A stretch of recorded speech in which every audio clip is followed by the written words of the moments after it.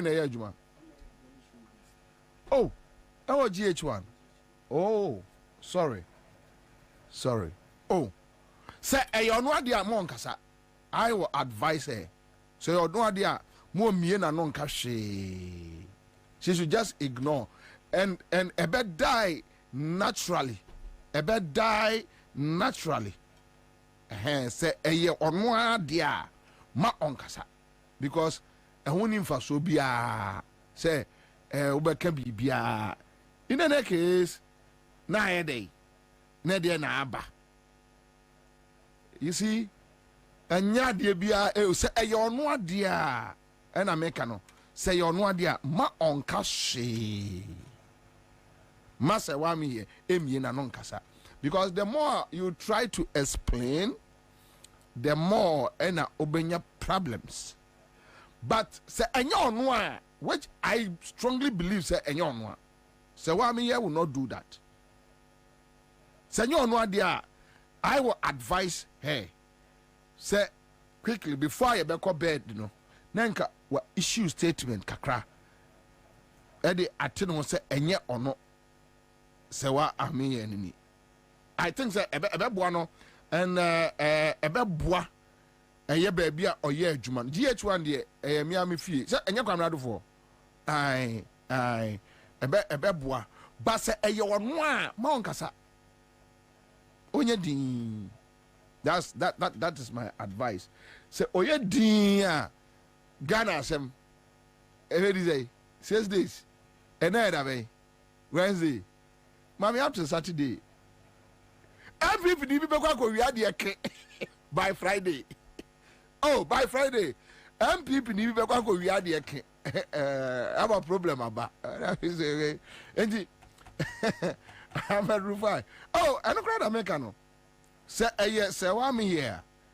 You just, I mean, or ignore. Senor Noir, then it's just fair that she puts out a statement. Now on fa and clear now because I don't know why should you keep quiet? Say and you wanna why din ama yeah omo sell no. But say on one so there and you on your din because Ghana 70 by Friday MPP ni because we are there. Yeah, by Friday. And then that Wednesday or China. Say omo we are cry by what China you many a channel. Friday na pie eno ano no ekrom wa wasemba mensuro acha 2 days time MPP ni be kwa wi ade na baby ewu na no ano no baby ayedin. So let's take it. Okay, so let's watch this animation advert de bia me pese a man for share a dear ewom. There be a man for share dear ewom. So I am ready, and I say, I feel now, yeah, so anyway, my main cow for saying, me just scanning them because rules are dear mamma said within the next 1 hour, as a meeting.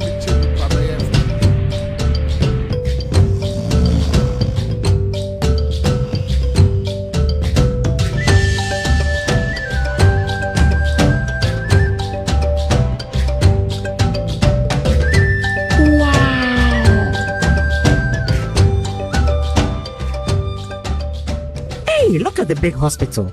So, Papa. Yes, so, Ma. Government is building teaching hospitals, district hospitals, polyclinics, and health centers all across Ghana. New schools, new roads. What? Here they be, Papa. Yes, over 1,500 basic school projects, 60,000 laptops, and over 6 million textbooks for the students. Wow. Masa moye didi. Abba, because of small construction, you are happy. So, Not just construction, madam. This government has provided over 120,000 jobs through the Youth Employment Agency, and over 400,000 are employed directly on government projects. We are waiting for change. Oh, don't worry, my sister. There's more ahead. This is just the beginning. Just let me continue driving. Yes, don't go me. Come and see, oh, come and see. Follow me to see change. Hey! Now you are talking. Change has come. Driver, My NC, why? We don't want to stay here. You want to trust someone who has not proven himself? Don't worry, I'll wait for you. Let's go. We are in this together. Welcome to change. Are we walking? Where's the bus? Don't worry, our bus is bigger and better than that one. Change is coming. Is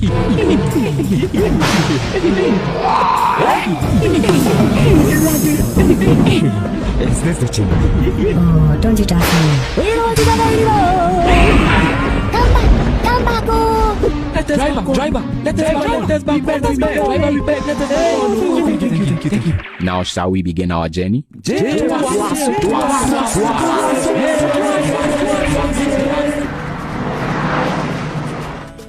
You don't have to look far. Change isn't coming. Change is already happening all around you. Vote for John Mahama in the 2016 election. JM Tuaso. Hano mame emamo just to and may bought one-on-one different and they got different directions. We have serious issues to deal with as a country. Maka same way, and gradually no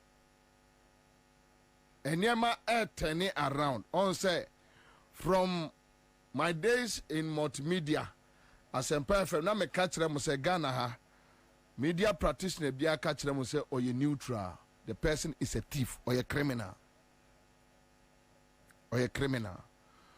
Yet being chichire wa my wa bra even offer daily graphic or editorial column. Editorial column no daily graphic na national newspaper no said you almost see hunu niema efa.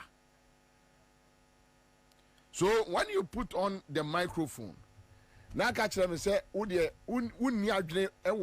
said your mind, then I have a problem. You need to be fair, but there is no media practitioner or neutral. Any media practitioner who is neutral is a thief, a criminal, or a cromfo. Or a cromfo because on person beketia MPP and NDC, so that weba mishembi, tembiano on the party bia on the moa na aircro, mode on the moa, yeah. Yanchiro Mansa.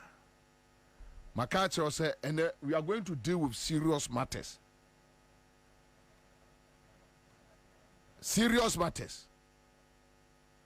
But before that, minim say Manasa Zuri na ye story no. Freddie Blake kahon. Ghana Scholarship Secretariat. Yema Microphone Scholarship. Say brilliant but needy students. Bacho muna mo school for. Enya sa. Yes, sir. Brilliant but needy students. Chese, anybody ni madie. Then so abusua ni bi. And I would need her so. It is South on this scholarship ni ma. Okay, all right, okay. Very interestingly, I have Freddie Blay, MPP former chairman Freddie Blay. Neba. Freddie Blay eba.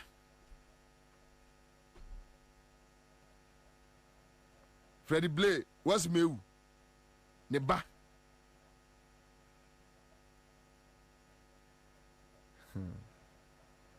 It's really sad. Very, very sad.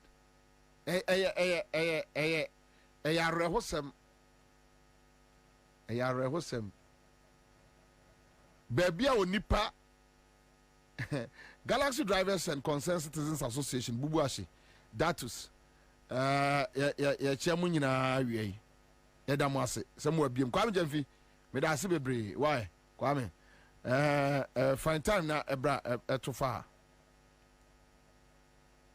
Yesi Ken Oforiata ba so ka ho. Ne cousin. Ne ba. Any as hospital bi so wo East Legon ha. The last time you can't call it a scandal because Obeka say so munko wiade almost ye Ghana for. Yes. When him say Napo any Apostle Joseph Bano. Omuko the same thing.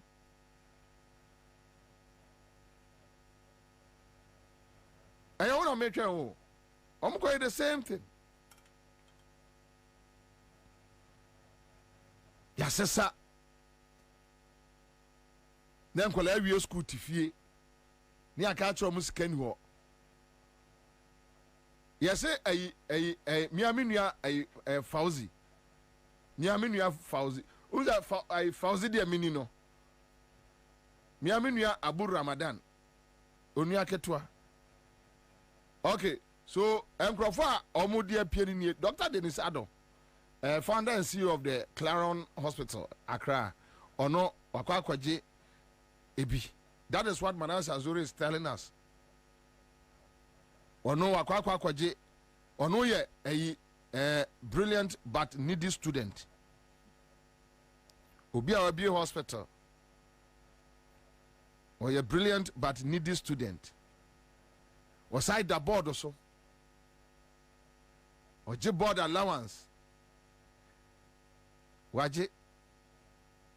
Oh, the level of greed in the system. The level of greed in the system. Young clients sabi bia maye ho. And if I say ayo bia, it's really sad. Give to our Ansah. And you way na Kevin Taylor and then a contact. Gifty. Young lady. Let me out to football club. But oh yeah, brilliant but needy student. What we in Scato football club. But we any the only power to me say review means abolish, cancellation. Is any power? Obi ultimate to football club, and even according to what I read from Manasseh, Oko National Service or as deputy director after 3 years. So upon your monthly salary, you couldn't use it to further your education. A man for a year school to Fiomunya. Omuko kana ya catch from say Michael Foriata Jr. And we should quote pumping way a brilliant but needy student. Way just check if you check it or for a penny if you just check. Way Gabi scab Gabi nkwa Gabi wachi da kunkwa area betimi ahwe no.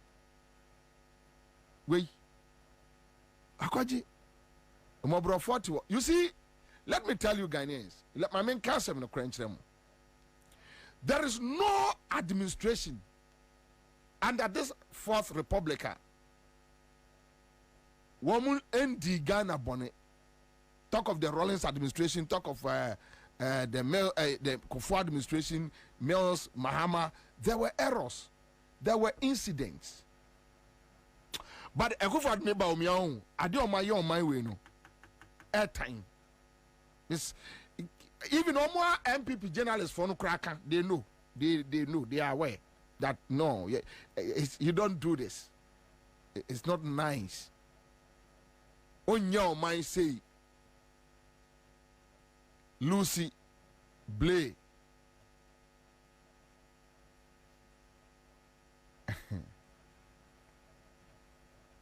Omame a ambassador to Germany. O papa a board chairman GMPC.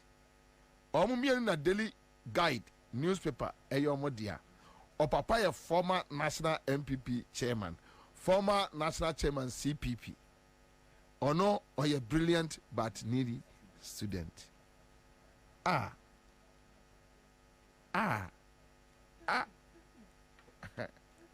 No, but tell me, okay, so Kwame.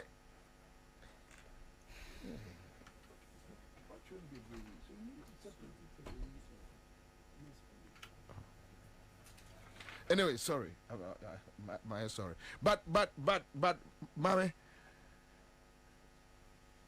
what read this story? Oh, one day. But what? Mate hon some getting about Minyanko into details. Okay, so Manasa Azuri is not part of our discussion. But I saw some of your students in Tino, and I'm sure. More students in Tino na ama me ebusamo. Bo se na ositi no.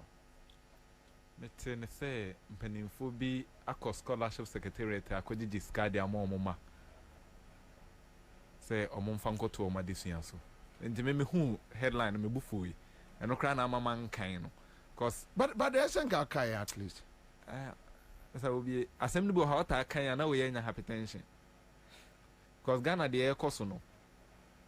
Me can baby am call primary school. Me be a primary school cry is almost 20 years. Yeah. As at na me no work say school dan kromu ni bi. E wa hifa? E wo se hwidwa so constituency.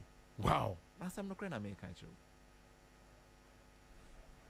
Current deputy finance minister ya omaboni din Alexander constituency obe pre MP no. Oh. Only the free the same course. Me ne Alex me nim no. Alex free Saira no. I see. Oko school a cranny a friend mansu crew menshia. Na mansu crew no crow on a menshia no crow could do or crana. Ya kasa tanase ha won tanase enso nipa manegu. Nipa na tikromo. Nipa netwo. That even that area na kakra no mansu crew menshia anwe for 2. Ofa hosta kwesi asempa na within a year yenya koko ohokra yenya koko not less than 500 tons within that small place in the pet. But we to cocoa board edge over 75,000 a month. Anyway, so I therefore and I mean 3 different groups and ebedim komo. Sarah Mensa PRO, Graduate Unemployed Nurses and Midwives Association, right? Am I right? Yes. And I Asante Ataye General Secretary, Graduate Unemployed Nurses and Midwives Association. Okay, so we have the General Secretary and the PRO here. But Sarah Mensa, Sarah, me sorry I no pay. How much in me story no. Then we decided say you follow up, and all that Manasseh area village and they say Freddie Blade eba Kenoforiata cousin. Even they have doctors. Ewo mua. Omo MPP abawe board so ebi scholarship package £60,000. Ebi $70,000. Ebi even Samira Niaketu akra de oje ye no oje sika no wankoye course no omo busa no se okonya accident into we jai one 12 school no so the money or this kind of question ho yare here Samira Niaketu ye brilliant but needy student. Let's kind of insurance. Well, wadi the ope biaye yeah wafa wadi Ana Bobie Ghana no ho say Nyankopon be sesa Ghana foforo because I think you bet double story na nke was revelation time 79 you bet double story na nkrofo bi o ha no mu ni no ade no I think say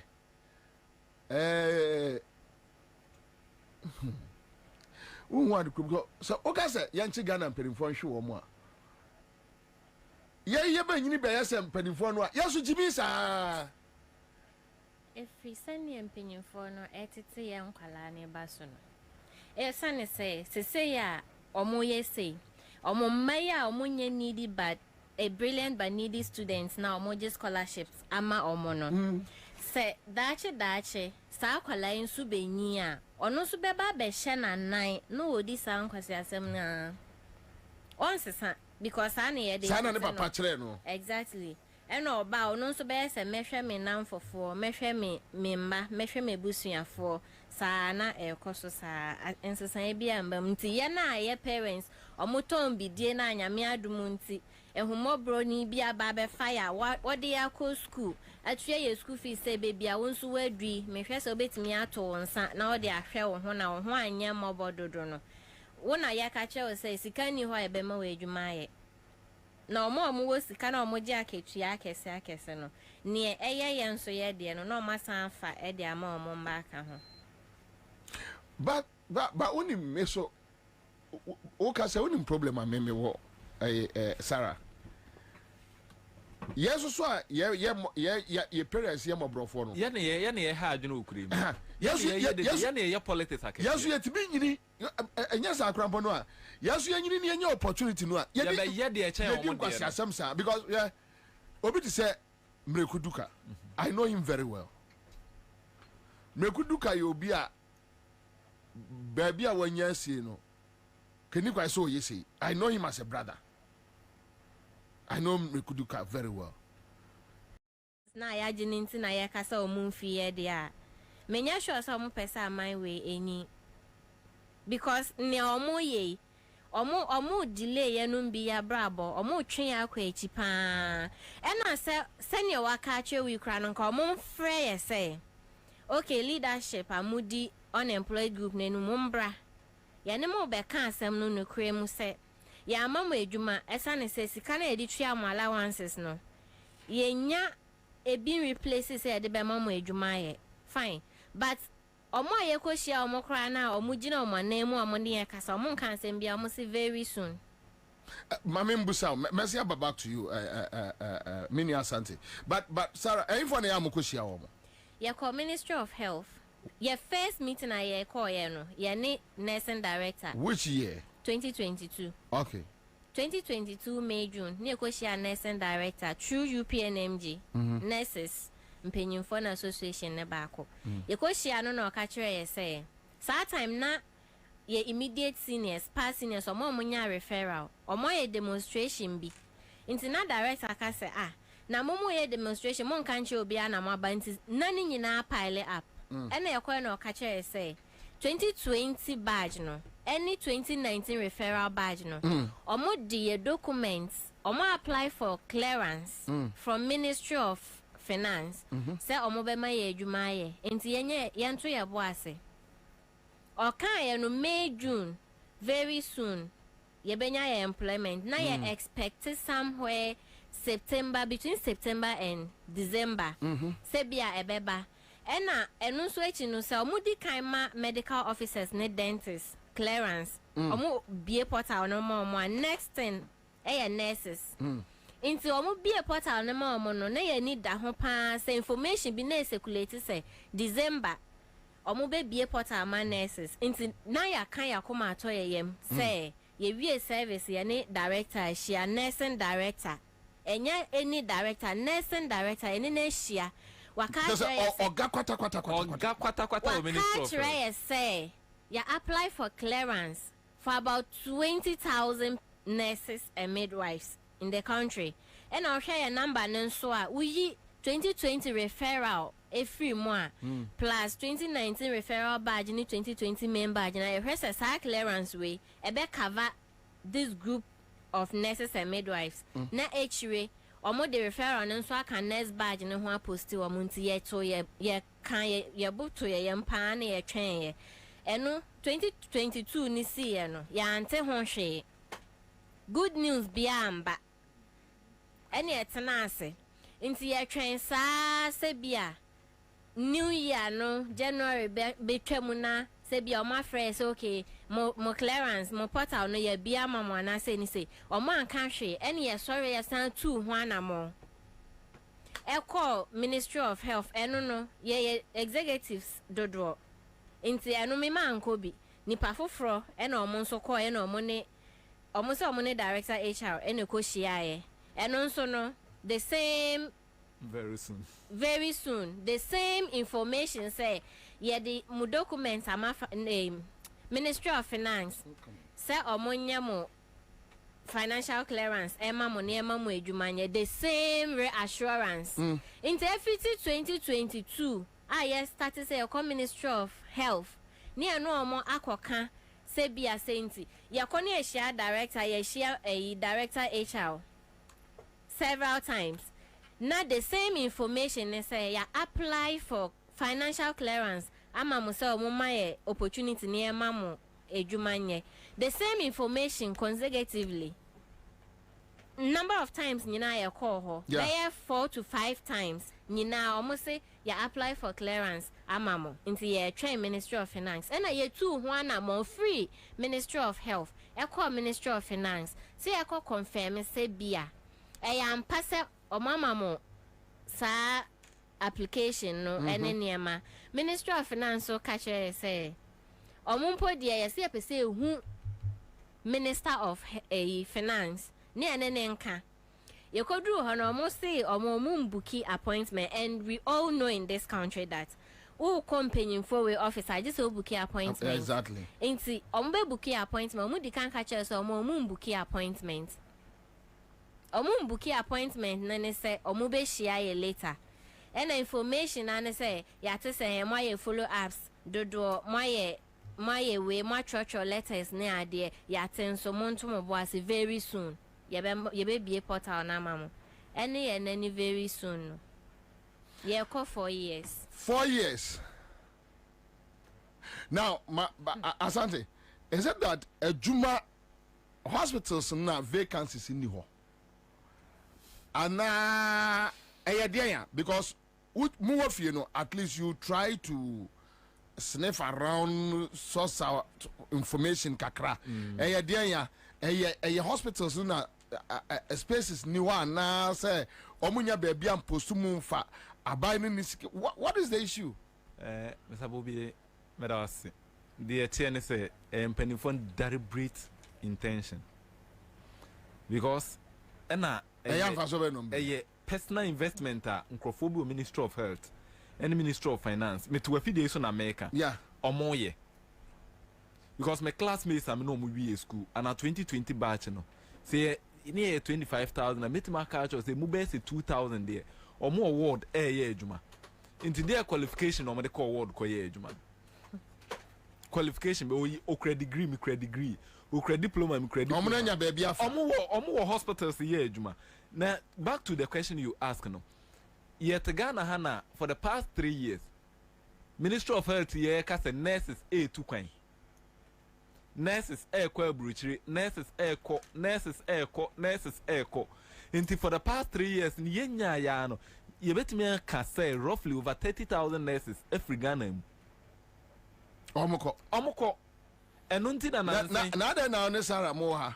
Of me say a man for crowd air connection.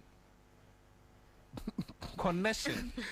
Sarah the result is I have connection. Obi be catch us say just okura 80,000. Hey, 80 ya dey ekoso. Enunti na Ansah na we nurse ni apeso free Ghana ha kwa 80,000 Ghana. 80,000.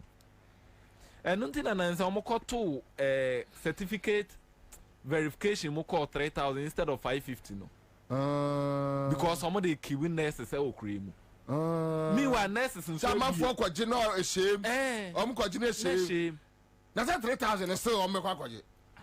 Na bisa say mesbo say Ministry of Health and Ministry of Finance sikani kurum ha. Sa ankrofo na ye form back door na ye je omo 8,000, 9,000, 10,000 no. Me no te ana me ka say nyase manima ba na say me kona nipa na mfame a. O ma me 10,000 ne. Chena acha 2 weeks time. Menya adwuma ye achiro say me ye adwuma hospital we ma obeba no na me bibia wo ho. Really? Me ka me kire wo. Asante. Me asama me no okay ho. Me say me classmates am no mu wie school. Obi a me ne tena ase supervisor ba ko na hwe ye case study ma ye. Ye me ye research bob. Hey. Ewo Ghana. Ewo krom ha. Ghana ha. Ye mate omo ye adwuma. Ekoso Ministry of Health, Ministry of Finance. And nothing asem na ye can say na ekoso. O de befa o producer so. O producer de befa nipa afro so. Ono so de befa nipa afro so nti se wo charge nipa no. Se o producer mpe nipa 10 ma. Bia amfa 5,000 bra. E be free producer how could see the next person e be ko do 6,500. E free ho ko no e be ko 7,500. 500. Nti e be ko do nipa no no betu sika no. Depending on baby okonya our link no. Bia na wutu ya 10,000. Utu ya wi ya bibia wi ne do ko walwale echi bia the last district minim krobi wo pusiga echi efre ho nwale utwa ma na wura Burkina Faso ne do akoto chips compound no abusu ya 14 kran nti obeka say with the amount na utu ya obeka chero say pescabra na menye reposting ma reposting nso echi ne nso an cost ebe cost be 6,000 nti ansa na wunya adwuma nya no watu over 16,000. Hey.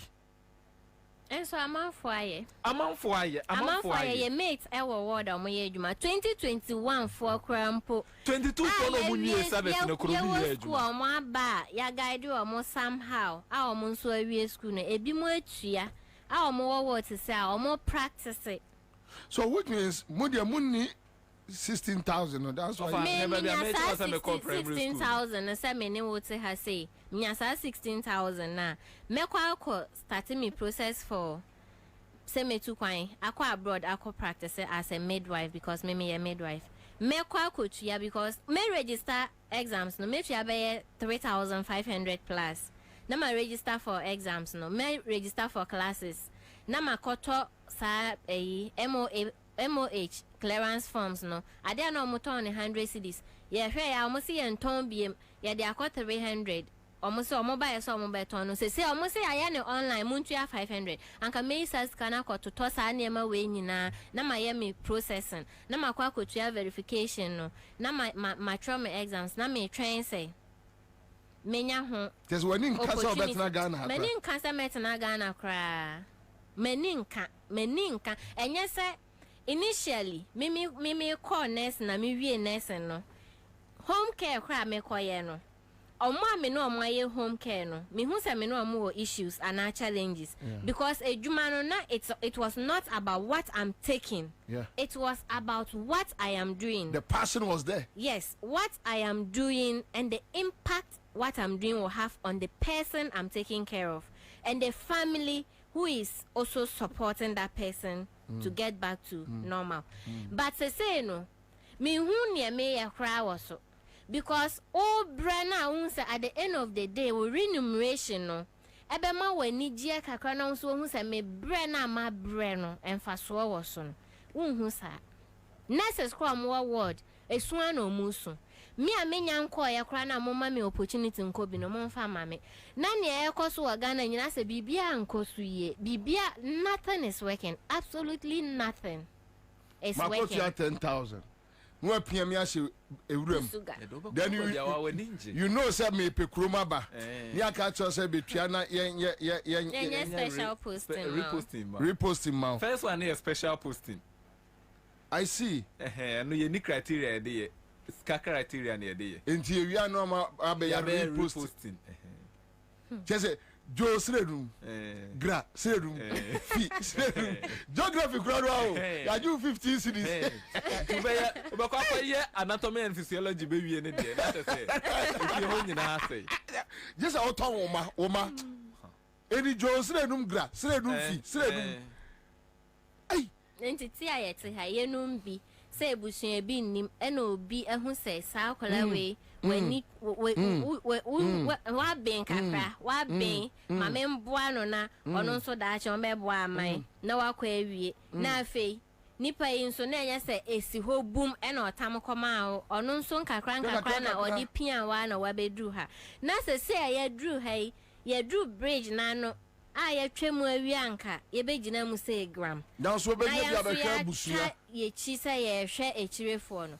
say almost a bridge no ebebu nso ugina so saa amaye inti mi ko fa saa 10,000 no he akoto na David 16,000 no kra no chese unwie no na yan repost you no Obey adwuma be 2 years and son what is 16,000 because would you say be 2 or 3,000 a month? What did you light bill, water bill? Kakrania ebekano. Also bobo no it will take you like 1 year or 2 years and sana. What's me rich that 16,000 no. Bobie o kasa na o me obi card won for be na hwe me school. Really? Nanka ese o ko school. Be me madam for na me ni di agro. He saw the way a man was, oh no, Frank, you need to go to school. Come closer. Ese o ko school. Madam for. Ne ma me ton enwo Dr. Mensa Kumasi. Wow. Minim boy ne da. Shia na mini ko shia na mini di agro keke. Mini abe man baby o bia me boni di na mama me. To only 2 years school fees. Only 2 years school fees from first year, 1st September 2017 to 7th September 2020 no. Wow. Only 2 years fees me wie. Or your colleague student. Onya me colleague student. Oh yeah. Ono na mami ko hu se akuru na me bo din wo sirimu no. Madam for keke. Madam for keke. Nyame maame ba nyame papa ba because me tia se me ni maame ni papa. Me woni anu ma yesa nka me na yese omo di omo ni to me so. Ono na che me hwe me. So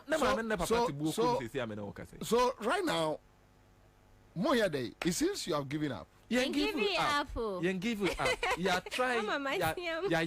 Yeah. Starting media engagement for the past 2 months. Yeah, engage media now. Started say a PCA demonstration. That was on the 1st of March. Into on the 1st of March. You see, me the entire can say Moya give it up, and I say me tia says no. To be honest, I've come to realize that you are dealing with a government that they don't care about demonstrations. They don't care about anything. Exactly. Madam be framing there. Say national security for langas will be AJ Nasasi East Legon. Into media for nye didi. And I'm catching so boy. Mama trap it all. The only thing they say is also unya time now also buy and bar. Now so ko bubu omo dan nagu. Because unye dede omunsro media, omunsro demonstration. Omunsro omunsro trap it. Demonstration no minim so munsra na omo fa ho adwen because say ya start media engagement na omo say omo pesa omo kan me down e na ya mfi omo e na eto aso ye to media engagement ne so no omo amuaye but omo ye information kitinkiti bi o na ya te se ni say na very soon ye din Tamal foko ye demonstration omo ya organization no omo regional representatives every executives na kacha omo say e ma omo nye demonstration omo pa omo che na omo be fa kwan bi so na ye clearance no ye nya e na ya mfi omo na ekoye demonstration no e ha omo sese aye ne wo kasai akra mo ye wi omo fa mo me say no question me Bobie omo faye na de enti ama na e kasa na say your plan is a demonstration ye in series region by region enti last 2 weeks Monday last 2 weeks Monday me say me so me ntwa no me say mo pa mo nya the town by town they don't care and omo ma ye kwan ne yenye because say no ye feel say omo fa kwan bi so omo de be prevent ye because ye ntimi mba enka say ye be net no say omo no so no Among said that entrance, the reason why they talk to you people and they say, oh, I say we care, we don't be on call, how can we be on better? And this a moment so almost patches a month for force on sick room. Because if someone you 50,000, now sick room not damn say even 50,000, almost the police for 10,000 in the Belgian Amoswa. Now some more violent, they will struggle to contain you. But they know say, won't be caught that way. That's all. It's not that you ain't me called that way. But they tell me say no. I buy no crano and your man ko yenti. Yes, send kwa say near ma. Send ya. And yes, say near ma. Hey, me to street mu 3 days ya ma say ade. Me to konso. Me dan paso. Because say say ade dey e be chew. Is ya me no ka say on the make first match no na nka tamalefo wi a ye ba Kumasi. Kumasi ye try engage regional police command. Ofre ye kobe 2 times so see yen kwhia minister. Ye minister na kwhia o say yen ko 3 days time ye better feedback 2 weeks ne feedback ne mai efe o fresh o be ko minister officer you say just a offer procedure we mo koha. Yes, started say yeah Accra had you call regional police command on the 20th of February. Say yanko 6th March we nim. Inti yakasi ye first match na emba sunti yanko ne embra ya kwaba ye no omkodidi nkomo ma ne ba sanka coming Friday any yenye demonstration no coming Friday ye no you could do regional police commander say ye ko finalize bibia na ye push on to Friday ye could do asama mo ka cha ye say mpanimfo bi free aman bi so aba ye kuremu to mo be so mbe into mo mpese ye be demonstration Ghana animase inti so meba asem no na meka no menka se nka mo yere sanka enye o se bia nka force because mo ye be 50,000 me say students 50,000 6 street mu a they can contain omuntimi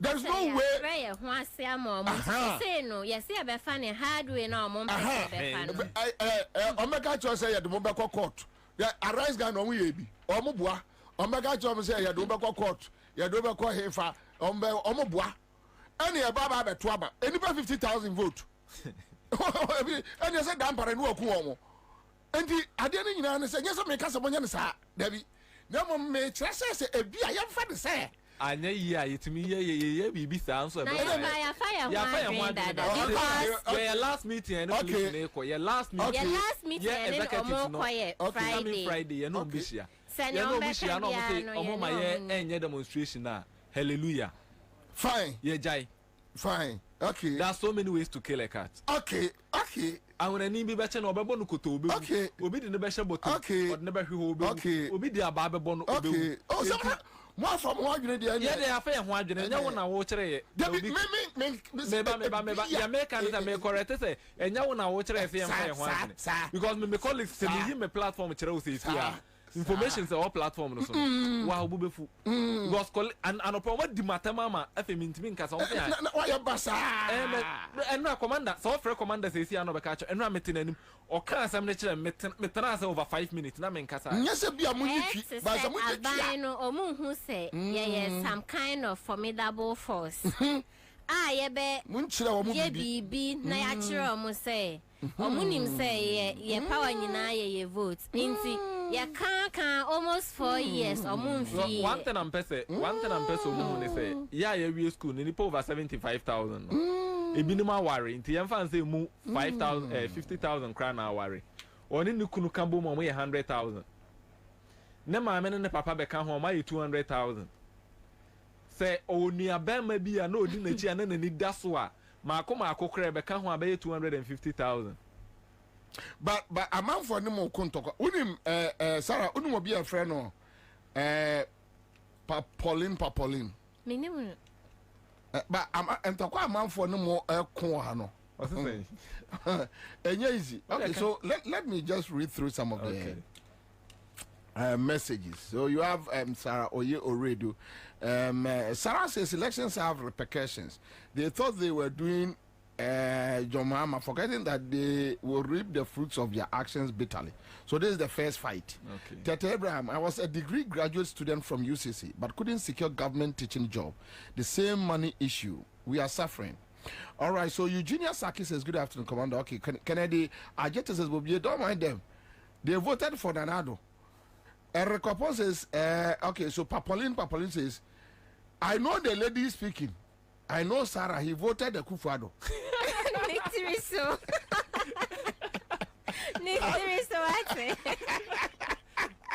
Oh no. Papolin.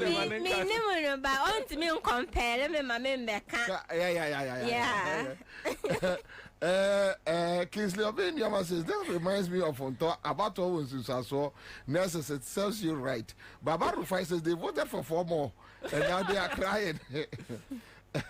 Ghana Van says I don't know why they are on radio complaining. They should rather be on the street burning ties. Okay, so Papolin says, okay, don't waste our airtime. As I'm walking to my baby, I'm also okay. But Maria Adam says, when tyranny rules, no one dares to demonstrate. Next time, vote for Democrats and not autocrats. Bobie, tell them they shouldn't try to disturb John Dramani. They voted for MPP. Oh my God. Ghana Van Dam says, you see what she just said. Why should they be on the street destroying things? They are not serious. Okay. Kennedy Ajete says, look, my man, and Kennedy goes into your defense. Okay. Like, no, they dare not. I mean, the laws are there and they are working. All right, so Maria Adams says, see them. Erica Foles says, good afternoon, Kinsley. The lady there is purely MPP. Hey! All right, it's okay. Maria Adam is here. Jaga P says, Sarah, Muncha will be big kakra wetiwa. They will understand you and they get you jobs to do. Simple. Donald Kuma says, Commander, this Papolin guy, I think so. Onimuno. Okay, be onimuno. Okay, maybe it's possible because you are two here. Yeah. But he is so focused on me. He is just teasing you. Okay, Donald Kuma says, Bobie, I know the lady very well. She is speaking the truth. Okay, Donald Kuma, one Donald Kuma. Also, like, okay, the issues are more raisy about. Some of them are from our platform. Oh, okay. Baba Rufai says demonstrations don't need any regional minister attention. You only give the police notification. That's all. No more TSM. Okay. Obin George says, Bobie, don't mind them. They voted for Akufo-Addo. Simple. You vote with Okay, so it seems this issue about nurses are suffering. Then the teacher allowance, no, a bracket must be like Munina na Mubosi.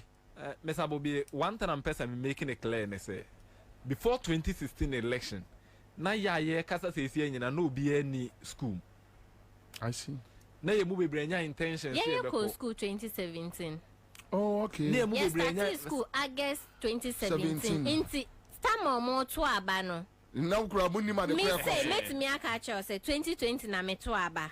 Oh. Me whole life in Ghana. Oh, okay. I voted once. I don't me travel free upper west, eba northern region because I wanna me vote so. Oh. Okay. But 2016 me man to aba. And I started those who cried out allowance no. Na yes facilities or mokasi enjoy facilities in emphasis can more allowance. They are working now. In the eyes of Kotra in the Mako. Now puncture any moment say what 250 too bad. Okay, so Baba Rufai says assuming even the two in the studio voted for MPP because Yankwan ain't changing again. Exactly. The person make a chance say. Yeah. Mekai 2017 October. Tama year lunch allowance ewo sunyane I was there. Oko have videos at TV3 yeah TV stations near ya. Na me wo mu bi. Mekai pa vividly. Say me phone and say anka me bo video na kire say nana do ka kire say all my ye me wie school metena fie nsofa. Sa wo video no. Me phone na say ama me Onyo bia enje mame. The tape TV3. Okay, we are. Remember my production crew now. Okay. But catch say all me ye school metena fie said there. President Mahama Ma 2016 for no more school no. That's wo fie no. Me can some way. Okay, sir. Me say asem me nua ba ko UK say my classmate am in school Simon. Say me be am the Simon online be ma obe friend no he will confirm the same thing to you. Obi okọ 2017 October relaunch ni bia no opa onfre. Na honorable Doma Central MP Ajamamenu no wo ho. He also said the same thing. Said they are putting things in place so that nurses are ombe school no. Omu wie school a omo emetrefi into here and until 2018 for new year school omunim say election was coming so they posted them so fast so that yaya can say at them I see. Anyway, so Ceciano said the last resort is about demonstration. Mwako almost say I will be back room. Yes. To 1% so what is the next action? Yeah, reschedule your date to on the 5th, on the 9th this month. Sa ho same way. Me bisa police for no. Yeah, ni commander ni team ni ye meeting. Me bisa mo how does that concern unemployed nurses and midwives? And secondly, Sa ho back room ha na mo mpese be demonstration egu menu asaf. I mean, in the first place, a new crime per se, you better say a demonstration. Yeah, we school more employer and can be a demonstration. I hope who are no ain't mean by see a coin say, you be a demonstration now, a tarnishing. If it's tarnishing the name of Ghana as a whole, me I'll be affected because I'm a Ghanaian by birth, and I mean to me, yes, and Sasano. And not dear, so I'm say Ghanaians to say any say they are affected, but say painty government ne black say government need to me in a country near there. Me a need you some many pound because I am not. Press will be to the AC school near Kotos a laptops I'm a student. Sebi. Muslim needs to come over and play. A month for every penny papa mudin or Ghana. Most come with the better tablets. I'm a student. Tablet no the bear day. Musi yeah basu no ya say. And run here ya say what the tablet man some mommy opportunity. Koto keyboard. Computer keyboard. 450 4,500 per each keyboard. Huh? Bobie, yeah, resort ni na coming 9. See, she Friday no mo say, omo me nya demonstration na. If you are yan ka hwibiu. Na mum sa de be chi na se me gina circle na mahia. The see wo Egypt no. E betima si Ghana. Because Egyptians are black. Ghanaians are black. We are on the same African earth. No, you're Namo ya kwa chiri do. Ya nkwa chiri frustrations in the dozen. Me chira wa de say see ade ba ko ne say me one baby America say me free. Yeah. Mintimi nkofi. And they say o ya de didi. Me swa concrete. Wo, me ka bibia. Oh no. Me swa concrete. Me chira baby America adwuma ne say china pa behwe. Yeah. Brandot Kaneshi. Before Piccadilly. Also concrete. Meswa concrete. A graduate nurse. Me say home care cry now obey boss me about 600 no nya bi na me ye home care. Be me ya calculation na home care no boso me beso no. That is what do sika na we sign the car we chiri. Because in the chrome I enter the 15 cedis. That's a day amount 50 cedis. Na makota aduane anopa me di 10 cedis. Enumere o dem fan say me di once a day kra. A day me di 25 cedis. Metu ya light bill, metu ya water bill. Baby amete ameko adwuma no me fro car. Meto credit, meto samana esimi niema. Indi bisa say Anything America say that is the last resort. Sarah, oh yeah, this is it. Me ye adwuma or private hospital. Now me say me ye 12 hours a day. 12 hours. But so me so no mama me 1,300. Wow. 12 hours. O mama me 1,300. Me ti ye say me my ye home care. Me we school na me ni hwe no. Na ahonchere wo ho. To the point and come here depressed cry. I'm a penny for album. And I started say me home care. Into me bedroom hospital when me a midwife, but me age more a heart and lungs hospital. A midwife. I'm practicing general nursing. Me catch you. Into a tom me to meet now and I'm a dream processes what the jaw. And as I say, no.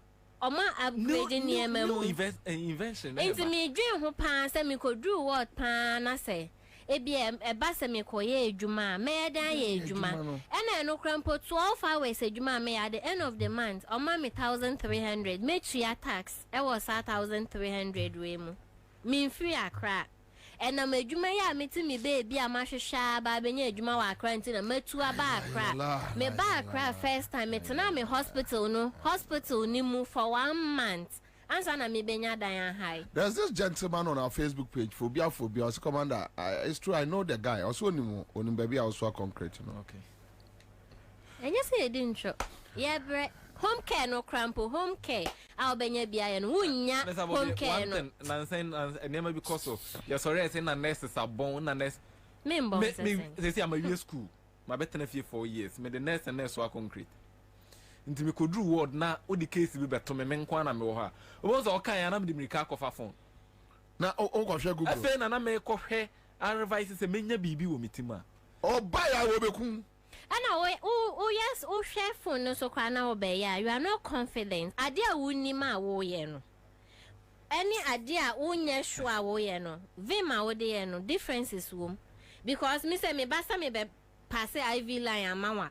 Me concentration yes I me call once because me name how this like uncomfortable identity. Me aim yes I me call once na menya over no na mama we dro. Nanso me nimu ya na afa na me call her phone so na ubeyi canula. Obe wo be 10 times. Ansah na afa. Yeah, sure. Your hospital, your colleagues ni bi wo ya sure mo pan ni ma ya koso. Enye kra me se me bon pa se me free Ghana na me kwa abrochire na mpanyimfo we bi omo yare se me nje ayare sa o Ghana because man treating nurses for your money for no ba abrochire me Bemmia no. No one be 35 times. No there be na sanka wo ye ni ya. Nka be free akwa abrochire so kwaje. Keno for yata kwaje ayare se wa America oba ye no mo ye interview so anko American ko nim se better health facilities were baby. Entinka when the won't see better health facilities. So yeah. Sanka mumbi nunka concrete would see ya na kwa bem. Na Bobie. O yo O maso ka kwasi asa. Me pesa me ka asem bia. Ye beta me nsem bi be.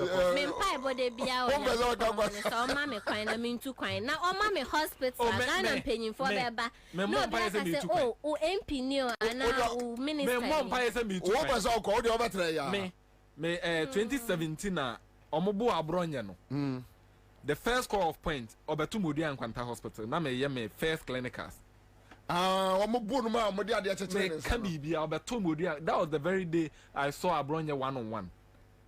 Na me bompa ye say sampani info ya sebe. Omudi anima say nyame mo mu bi nya accident. Emomu ngu. No mo meto me. And I make a copy almost I'll be the nurse in the car. I met me give you first aid. That's so move for your bar. They will treat nurses. No, or baby. Oh, there be obeying kwa ongu. Make sure say ongu. Bemum, so kopemu. So say my bones, may send your ma bona mo who say I'm power or mama. The blade let you chow. Oh, there be online. I say me one barco. Those who know me know say. Me lie me money me bomb me no am Bobie. The only thing they say when you na because say nipa ni be drew hospital cry why dream ba so say I was when ni be come me bomb pa say nkopi hospital me can ni accident I'll be the first person to be there and I should be the next around. Sarah Asante on the 9th we'll come back to you. The final result. Thank you so much for joining us in the studio. All right, so that's it live on Accra 100.5 Citizen Show. Wednesday afternoon. We are a graduate unemployed nurses midwives association. And a dean Komo Asante Ataye General Secretary graduate unemployed nurses and Sarah Mensa PRO graduate unemployed nurses and midwives. And it's so sad. We have another group. Sadek Adabos is so interesting. Very interesting conversation. Osman Amin says it's sad. Really sad. Brian says, keep your thoughts to yourself before the MPP does come after you. Sarah Oyo already says, this is sad to hear. Renny Lopez says, this guy, now be careful. You see, Obi any brea, what the Oyo. Hello? Aja? What fan of form? My fan form. We are my you. Papa. No fan of Bocosano. Papa. That's it. Yes, one got your club bill.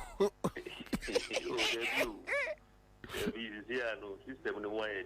If you are saying you are not more, you must cry the amount. We sign out to you. Auto drawn say. Me too. I think 35 Ghana. And what do you say? 200 Ghana. That's cool. And the other fan of phone book or then watch now. My friend will phone book or Mate. Yeah, that's maybe Kosana joining here. All right, so that's it live on Accra 100.5 Citizen Show. CMG's catcher there. Another winner. All right, so my man pick him another winner. Hello. Hello. Madam. Yes. What for the phone? My phone phone. Allah. Oh, yo. What you say? 200. Hey, where the pow? Oh, my chata. Mandy. And I said the other question more 5 kilo ni bia bisi wo. When then? A farmer. Yeah, that's it. Yavisha, congrats. Okay, so that's it. Keep on trying. A bit me alpha. And the amount. My uncle didn't come more for so we are talking about yeah. Mami Musa Chama, one woman I say story no. Mighty by me but one the number of people on pick yeah scholarship. Yeah. As a man the sanity papa. And then some better I be already in the what no. Son of my no metie. Check say free am here for na basic for dia. Here for the go so e bre e wo fom. Ha, when me am say me how much and I mean who say madam bia ba be posti Manasseh story no. Then I'm like the evidence I said me your calls just to find out exactly what is happening. And Bakubi wom or me madam for personally. Baby, I tra edge no to me eb the car be so it just should be about 4 hours, 5 hours. These are not term. Na Land Cruiser. Na say cry the no issue Porsche. Porsche petrol it just so. Which means with a tank na mean. And say any pano here brilliant but needy student. Now, a trickle down to the district. Look what district now.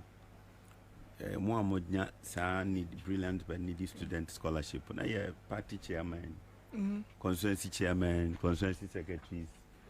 Opa, if you think what I'm saying is not true, just go down and check. Yeah. This is true. So, this is not new to me. At they don't really target the poor. They target who must enjoy the kitty of the nation. So sometimes we set up things just to favor just for the fun of it or for fanatics of it. Into a bubudi ni kase akase na de brofo I protect it. I can come home send me bri na echire no na ye di boni. But I know at the end of it all, the poor man who suffers. The poor man who suffers. And the question I've always asked is, who polices the policeman? The things we set up to do, the policies we set up to establish, who does the supervision? And who ensures that the right thing is done? Yeah. We only bring the things in the name of politics or political gimmick. Say, oh, my ma, but you are DB. You were MP. Your MP, yeah, your minister, your man allowance for housing, allowance for scarf for car, your man entertainment allowance, clothing allowance, a boy house boy, a boy house girl, or you pay them or you say, Sunday light move free, okay, water free. Now you're trying to car 4 years now, I'm on Esgracia befu. Ede akofie na ma me na oton piota kwa hu na si ma bemu no o tu attach dey between apareka no unless do manu adasumu Uniska. We don't make it. The poor suffer for the rich to be rich. We don't make it. Me, I my disturb kakra. I keep on asking questions. Whether we can change the status quo. Me, the reason why I get worried. And yes, okay, so someone like President Mills was my friend, a very good friend, when I was with Multimedia Sempa. He was my very good friend. So one day, no to quite, and no, or say I'm the media for. So they came for my passport. Many President Nelson to quite that. Many government delegation there. Now, Dominic Kisi, as a FM. Obi, the or Obi producers is here. So, me call me. So, tell me, I'm going to mama or no more. Obi, Esiame, and Obi Sam say, why I didn't. Me incorporate me friend pray that. Me pet. Okay. Yeah. By nature, I don't like sitting in an aeroplane. Me pet. There's a few for Nanya as a penal. And I am some fearful. I am some fearful because and yeah, there are many June we are say cry. I never say never, but and yeah, there made that. Yeah. I didn't make you we are saying no. And yeah, last simple and count. It doesn't come in. It doesn't come into the picture. But only part of Musalam catcher and say, me media practitioner. Multimedia Itiameka monthly. I don't know why I should again live on the taxpayers' money. Inti abai bese say beba na bobi ansa din ne boho no ne abai microphone e kodi iskano. I don't want to be part. I just want to support you to do the right thing. Do the right thing. Because when you do the right thing, you have created an avenue for me. I'm a Ashanti boy from Ashanti Mampo, meaning business here. So when you create an enabling environment, I know how to maneuver my way. Tell me you read two shots media.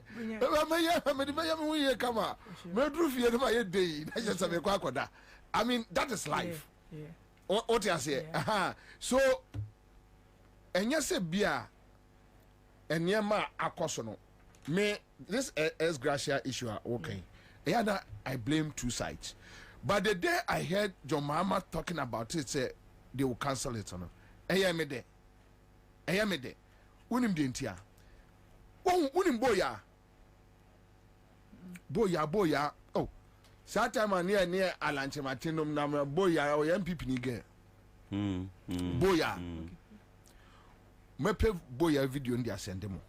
Boya never catch say. Frebo pare. Get what you ponsono.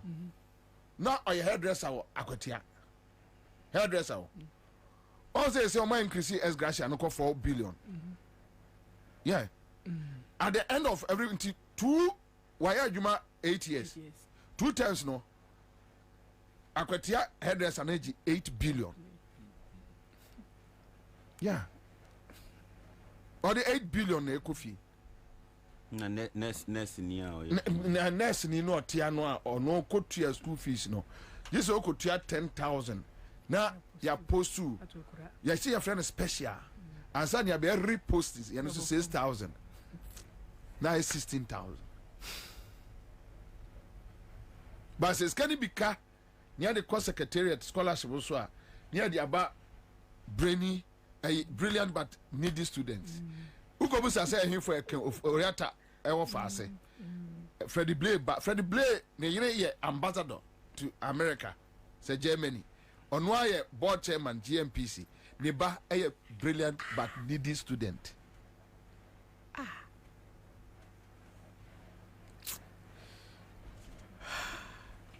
It's really sad.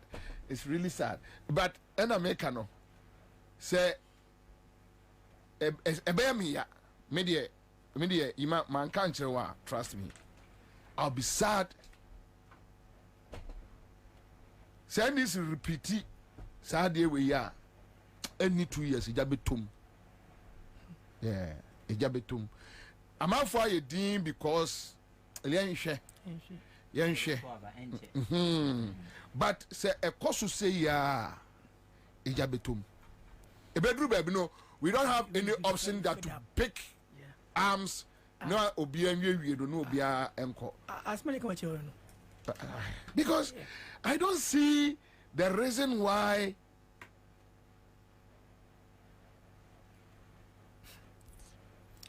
I know sooner. I was say we shouldn't get there. We shouldn't pray we get there, because we will be falling back back but 100 years. also, But then it will be a positive defiance to correct the tomorrow. But the positive defiance, will meet resistance. That resistance, better resist positive defiance. The DJ betum, no. Matthias, yeah. Because anyone, will try to resist us. Yes, I remember so. Yes, so mumpne. But the mere mini be a means row. Yes, it also. You also. I wanted the problem, but they will resist because they want to keep on enjoying. What do you say? And then me catch you be say, menka se ma and this name find people near down for. I haven't said that. Me Abu Ramadan is my friend. We sit, we eat, we drink. Bibia no baba mtimi se me sori akọ nadmo. Say Abu e won nadmo. Enti me kwa akọ contract. Means won kwa ye hwe. Men kwa ye hwe. Run your government, run it well. Those who deserve it or merit, give it to them. You understand? But my problem is you can't chop with an MPP thief. When the tables turn, you protect the person. No, no, so no ready. Table the turn, yeah. No, no, so be protected. No, so ready. No, but when it gets there, the next time there will resistance be back. And Kolana be picking arms. They will meet the boys on the street, and it will be very bloody. Now, when you go to Haiti, I done a gang state. Gangs, yeah, from a gangs. Boys no muko, omonya jumanya ni ade no, from gangs. Yeah, two president. Omo to know. Gang leader no nansia no mukunu street mu. Ono so nkola akwati another gang. They are raping women, looting shops, because obia drew baby massa. It's okay. Because I can for the blame, but me I am brilliant but needy student. How? How? I mean how? Yeah, I or get no national service. It's again no so for Subaru say what me to football club, but or you brilliant but needy student. I need not come tell like I know some more. Aye. Only a needy student. Only a needy student. Needy. Oh, I made the same media no car in some say. Well, use microphone. You say media is also a powerful. Yeah, younger sir. You say media is very powerful too. Jitum Crampo say the fourth arm of government.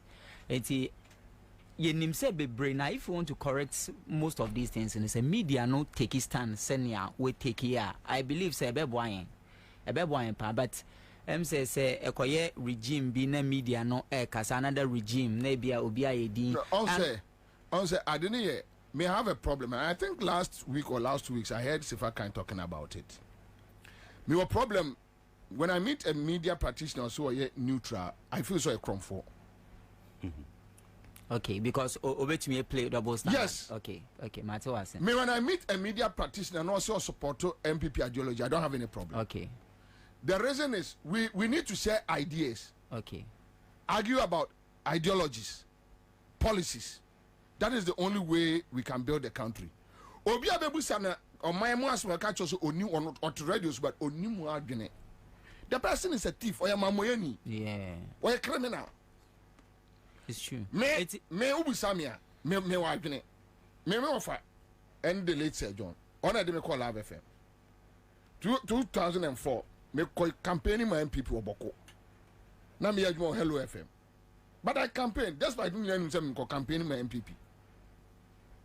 Because my family from Asante Mampong. We are Asantes, me my papa from Offenso. Ya wo me nimbi apart from Kotokone MPP. 2008 na me ba Asempa. I did my own analysis on Akufo-Addo, and I said to myself, this guy is not a correct guy. I met him one day. If you am catching any palm in the corner, said this guy. Konkomo di nyina ya adwembone enkomo. Oni akola hia on cast and papa nkyero. Se nkola ba nkyere enkomo oni edi nyina no nye correct. Kwayo pra kwa isi wona ye producer wo yi. Kasbin. Me na kwa me so me catch no. Se kwayo papa we ya hwe ni obeha o man we.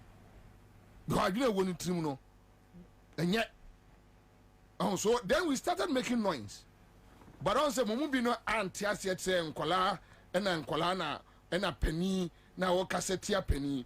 But what I saw, and in your mammy who found no, I was terrified. I didn't know your more for me. Bonamania said me support to MPP. I won't campaign for MPP. I told him direct, straight. So my point is, but I don't wish, because I see I'm a patrol. I'm Musa question. Minia, say, Jomama si terminatre, mebwa, a new place. Very true. Very true. And ye ja domestic, no, ewo. Say na ba na na say minia ketwai, etimi asiwi. Mama so me fa domestic no side no. En sitem na for kese ya no so be mo man sika o gas metan na cassette ya no majimi ma bodam but o dia mama dan ena madan dia in a private yard, private aeroplanes about wonyina no scan ko madan botum adan tin yesi e fa me tax edc domestic near dia madan and it is over to me say me kasa also we journalist now support to obi nanti wa ade we nti wa ye eyama Paul Adumochre media practitioner any o ma say aye no your friend say aviation authority board chairman Paul Adumochre no say accountability na o matimi akwafa Nigeria company Frontiers aba ye wo udi say unim bibia kranti ye ni NS Camis okroma NS Camis sa COVID-19 test on timi nye onye Ghana ni sika ne nka kroma udi NS Camis onye mbusu ni mini no me wa mame but o Ghana ni eso opeja enya sa no Nigeria ni aba bedi atuo yire fami abusuafo alatafo aba abegyina ye airport atimi aye COVID-19 screening every year be omunya $18 million na omama Ghana $1 million under Paul Adumochre and he said mechanics me NDC nia boni be no and then make say if we don't take positions and anybody who is neutral is a criminal. Take your point of argument. Yes, we are neutral say. Yeah. And then I am neutral. And he said, I could to buy no, and I can't get market. Mimi Asantini. Ya wa Santimanpo. Kumasi na mitreni ye. Gonja niya ba be si baako. The second phase no, na na buy na nka 8 years. En kwa wie. En na me so metumi akwaje shop. And I say me na nanom kura nya ba bi atena e wo ho a. Me da tra aka setiam. Odi ya fa de say, mimi kura ni Asantimanpo. John Mama my water plant. John water plant. Kufia say Benim Krobo, all those areas. John Mama na Mama water plant. Or ye boleni and wabeye. And Kufa the back. Every mampon. The firstborn. Every mampon. Or Mamponi. They are our cousins. Yenya abretufo. Right? Into so obaye no. And as Santimampon Kromo. Wababe ye project obia enya so mfaso Majimi. The only community center. Rollins then you know to be see yes at no the chigale. Oh, omo gari de 31st. One omo chire mampon for sanu nyuma ne ade no. Akufo do abebu agu asini event center. Wan fa ma district assembly no. Odi amane ba, utuas kana e kone ba botom.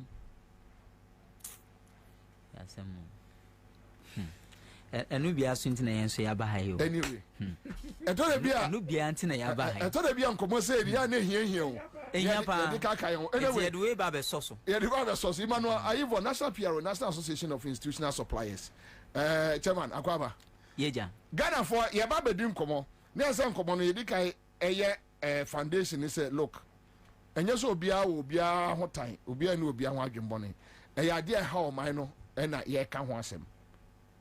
And we are hoping and praying that any other leadership will not take us through this nonsense.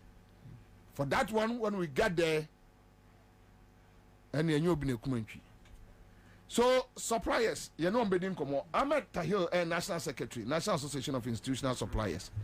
Mia Akwaba, of Akwaba Dome, spokesperson, National Food Suppliers Association, Ghana. Chairman Akwaba. Yo, but Mami, hear the difference. National Association of Institutional Suppliers. Where secretary, where PRO. Yes, sir. Yes, sir. Yeah, okay. So Mami just in free Minia Emmanuel Ivo. You can National Association of Institutional Suppliers. Moya den. Yo, Minia Medase. Yeah, businessmen and women are able together. Yeah, supply senior high schools, our public senior high schools with the basic items I want here: school uniform, house dress, stationaries, PE kits, food. And yeah, and yeah, this start to this regime. Yeah, before free SHS, but before free SHS in Nana or a group of businessmen and women are able together. And those days near your colleges can or headmasters and all students in Bautia fees. So just about a month now, students need your fees, then they call you to come for your money.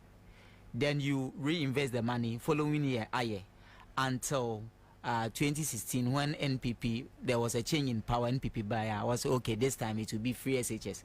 So now the headmasters still have the right to award a contract at the school level, but for payment, you will receive your payment at the ministry level. That is the Ministry of Education. And that is the only changes a woman now. When we supply, we take the contract from the various headmasters. After we supply, the end invoices number call free SHS secretariat. Then they will call us for payment. So, food for clothing, stationaries, and all that essential. But more supply mainly school and to yes, school uniform, house dress, PA kits, stationery, school cloth, near our friend church cloth, all public schools. Tell us, what is the issue? Medase, yen issue all say a yerka once a me nzama anan. 4 things that we are talking about. The first one, abanizi enakau. Since but about 3 years in fact, students are various school woko secondary schools. Students are way we been muma abanizi enko mozewe. But since I can one as a form 3 no a comb form 2 abanizi enakau. And this form 1 hour be on a young kawansam into form 3 form 2 aban into an account for 3 years now. Yes, but form 3 for no wait to be up to a point. But form 2 for no pose on for and care crowd routine call cry into only 1 as the cry ya but day ye baba strong na wa boy in years in come or today being here a bona yezi egumano the price in a yezi egumano. The review price current one our government CM is 65 Ghana cedis. That is the most recent because in the year 60 cedis and 65 Ghana cedis in the year. The first years always CCI. Now the component is yen suppliers and the about top material, say pam kaki material. A yard is about 25 cedis or market for now. Okay. We need about just a yard. Just you per day there at least we are also economizing into just a yard top now wash no eco marketer you get it at various prices, especially with the print. Young churches, how much do they sell cloth? Schools, how much do they sell the print cloth? ATL and other print text about 40 cedis a yard. Now government is telling us say yeko ATL ne yeko ya what 40 cedis a yard ne yeko market. For 1 yard no so top into there from bear 2 yards. Young father student be and bear 2 yards. Bear 2 yards for the shirt. For the shirt. For the shirt. For the shirt. Momo almost said say 2. Yeah, more 2 shirts. And down say knickers. So this is what's yem fat 1 trouser 1 knicker. First now call 2 knickers. Says I was yem for 1 trouser 1 knicker.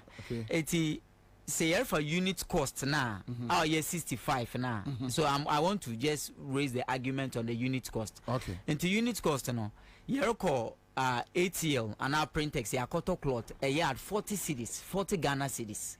A yard non so top. We need about 2 yards. Basically about 80 cities. So we have no option than even to try as much as possible to adjust and use 1.5. Okay. But even 1.5, no, just look at, we are buying it around 60 cities. Ereto uniform down at maybe 25 cities for one yard. Yeah, we are operating expenses in Bain. Government watching withholding tax of 4%. Before they will give that 65 to you, know, a withholding tax of 4%. Operating expenses and by then yen TNT to schools, ye also has yen invoices yes by free SHS secretariat. It's ye catch abande sikana wasn't my Indian fanyegumano. Or ye practically impossible. We cannot work with it. I buy no per se. Monday school in Tarano, Esru 2, a form 2, a form nanke 2 pants sneakers. It's your mind tra and a nika. Me pachuane. I buy no per se ma akolebia 65 cities. It is is that what you are communicating? So a unit price for top and down is 65. So times 2 will be 130 cities. 30 cities. 130 cities. And now, Momo Tony plus operational cost near the adeno. What me boka be say? Just like me, make sure no be background or babe pama. They are just one uniform set up and down. No, you to me as about 130 cities. And the one of students work or first years work school. You will check. Washako. Parents will break a market. They know how much they buy the check. They buy not less than 130 Ghana cedis for one. But now government is asking us that we should use that same money to supply for 2. Even JHS students, another private say ka awofuna wo omanma won ma work school even at the basic level private schools and here na work uniform at 80 Ghana cedis. Just abofra kakrabo crèche crown uniform. Eti ebona abande se yemfa nyedwuma no oye practically impossible. Yenye abana esinkonya several times they have not heard us. It's not easy.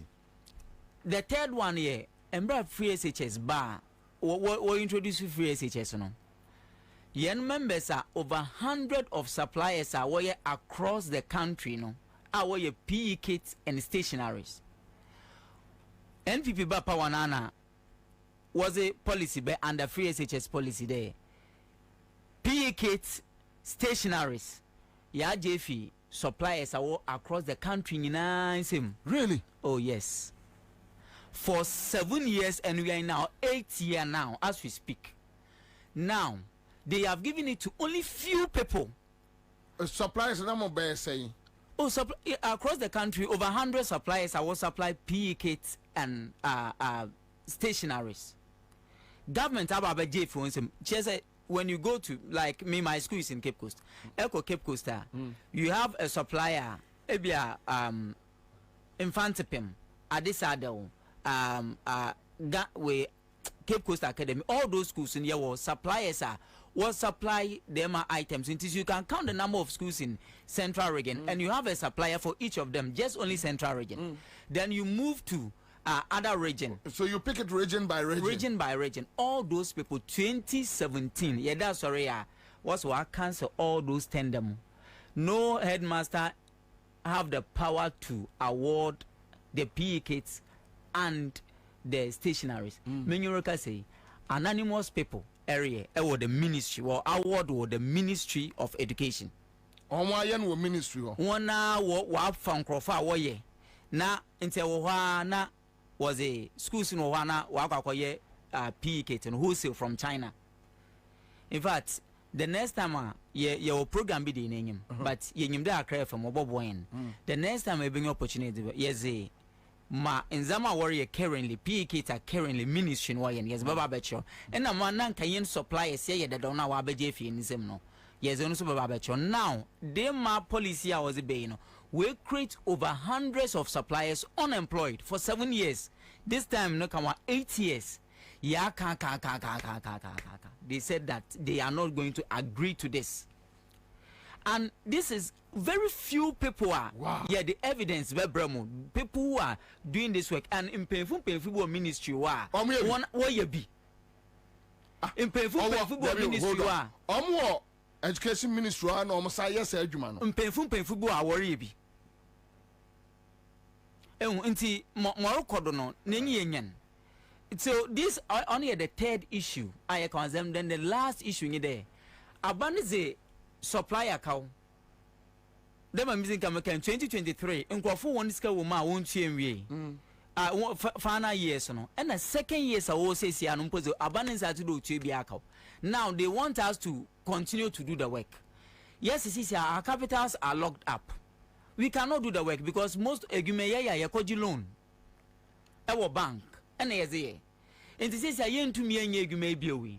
Now what they've done is they have contacted most of the headmasters across the country.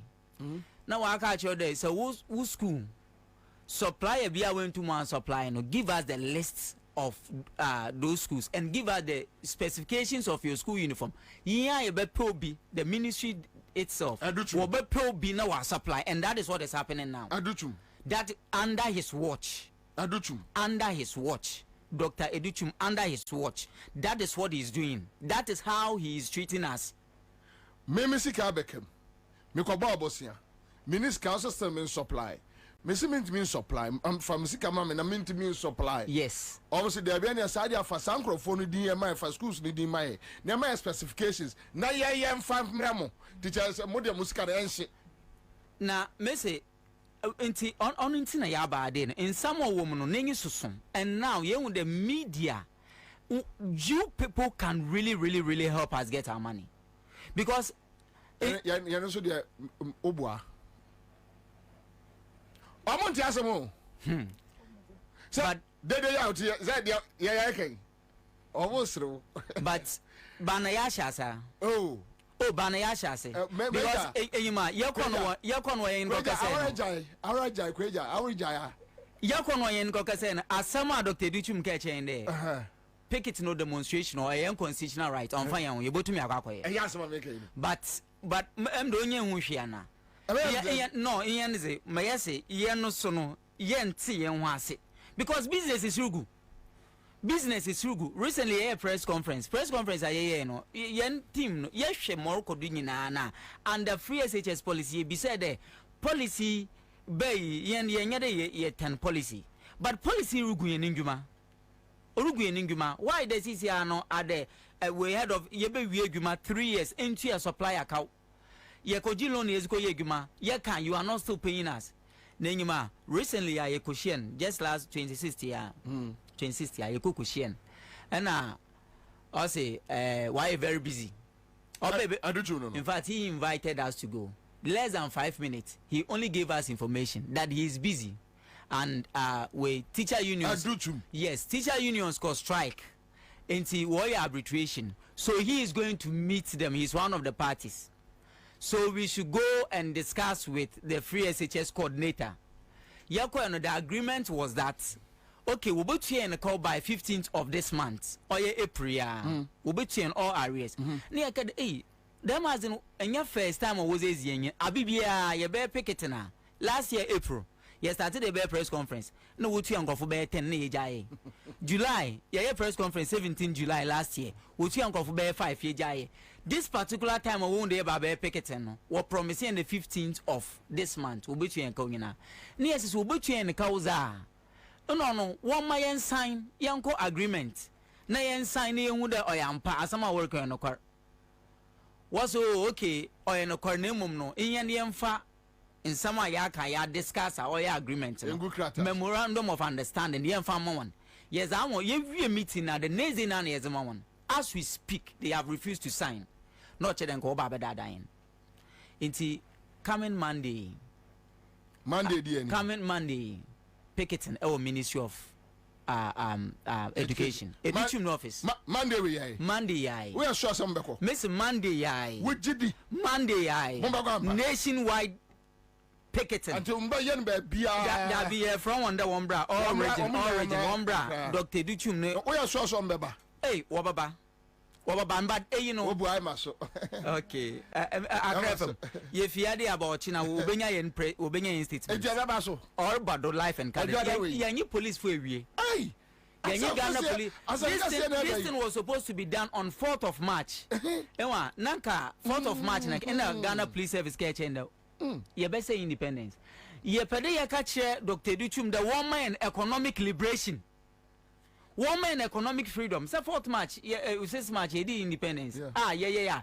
Ghana, freedom forever. They say freedom forever, they say yenanga yen shanizi and wonder. Ne inquasumo today. It's in the 4th of March and they share 6th March. Now they should give us economic liberation and freedom. And the police who was an intermortgage was ran. Yem 1 month, action Yamiadum. Monday, coming Monday, or dim life and colored. My memory, your friend say, Ahmed, what is happening? Baba, the Ekano is more than said ye. Muhunefa and Amotenefa. Okay, I don't know, say a year a binding but I say Obogun Mankatwadia. I don't know. No, Mr. Chumu says so. Tia anything possess Obogun Mankatwana. No man mark a Sianquano a pejana. That's intention. Cooperate 2 years, Unchayaka. A loans, you must know a bit home fear, bit home machines, a probably 3 years, and all Galam say site. Oh, boy.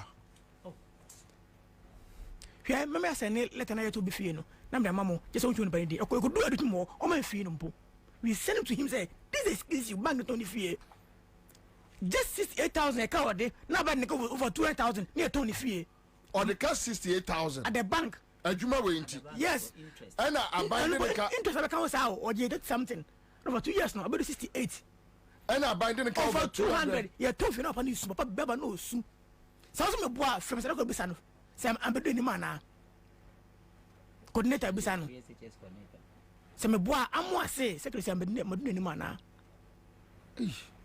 okay ene mo ko galam say site papa he ye say to me my youth enya adwuma ho de na ka yisia no ena mo share ma baso se wo me we school me say o me nya ban adwuma but me sabe adwuma mato machines nimdie me pick it adwuma cost mo schools be 4 mo kola mo ye me sewing obey home you machine get wow don't fidie go di adwuma Colombia printing or sewing or packaging or now that's sorry I say pick it no after you from me a national tender o go so I go tender never say bia any pound 2 3 4 and a tender for estrogen pay obi anke hu be mo see be tender wi e na you want nya for me mu bia ba the chain no obi supply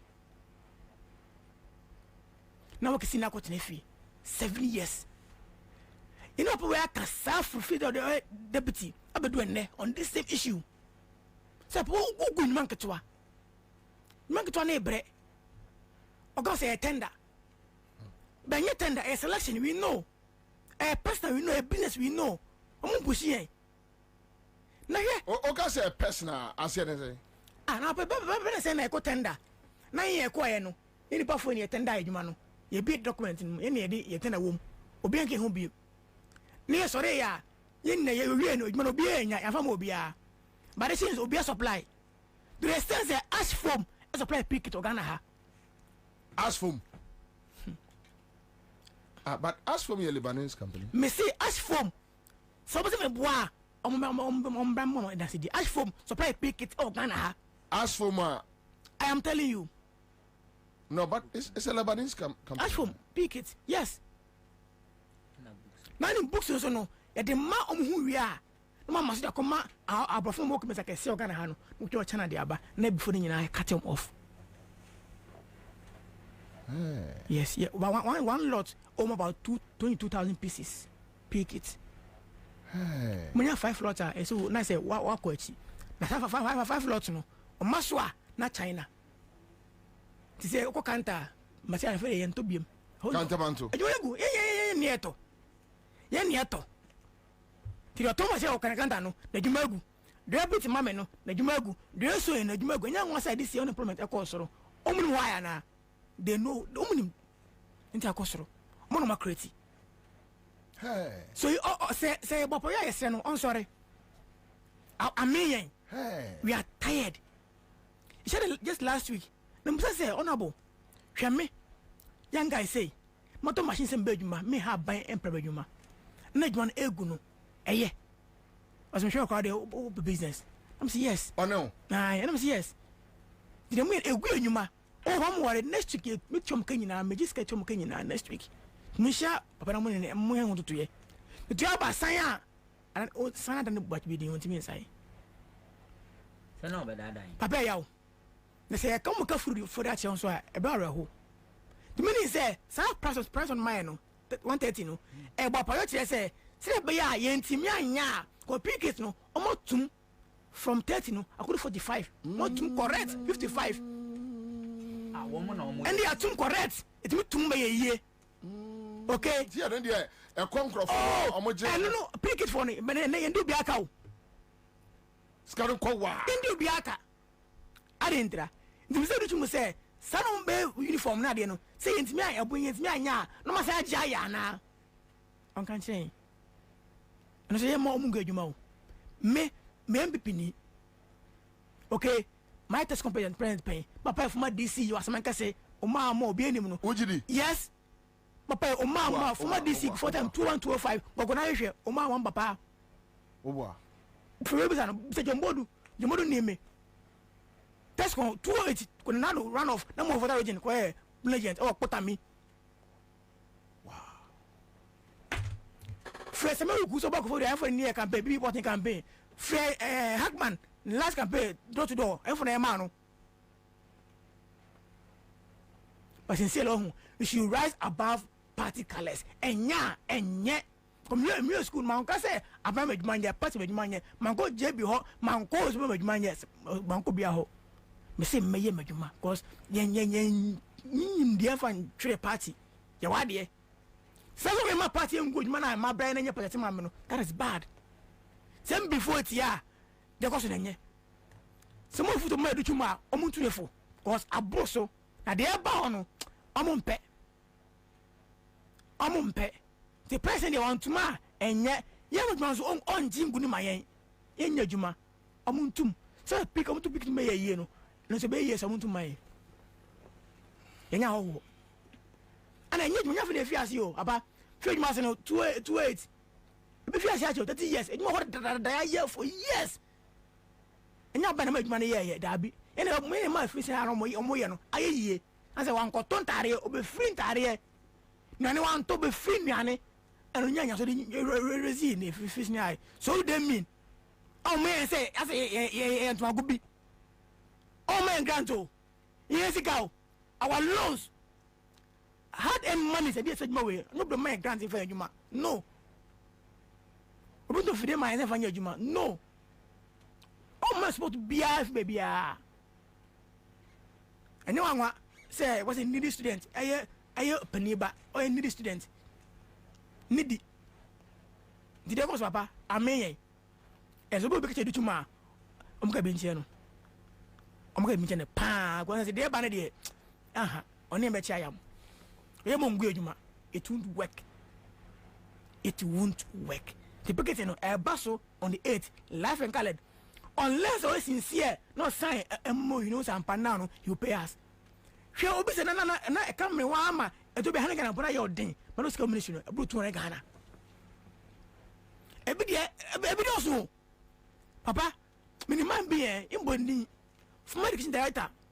Moi, this guy comes and works a good and I almost to Papano, can I reho? Surprise schools be 30. Say big pipe, we're 2,000 per 30 years. Yet we see a creating environment and my business grow. With this,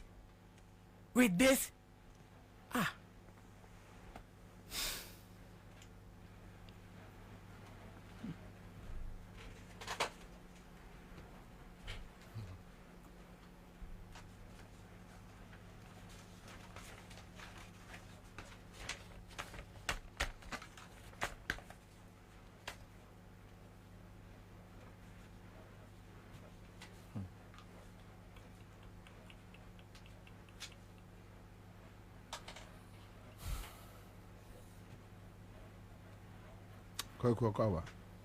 Major also mean anything. Boko. More side what to say? Yes, so dear in your cry, Munia. Media in your crana. Food supplies. Food supplies. They supply in Vianney. And the secondary schools in support of the free SHS policy. Tell us the last time I know Kasai and your Marco say. Yes, now no.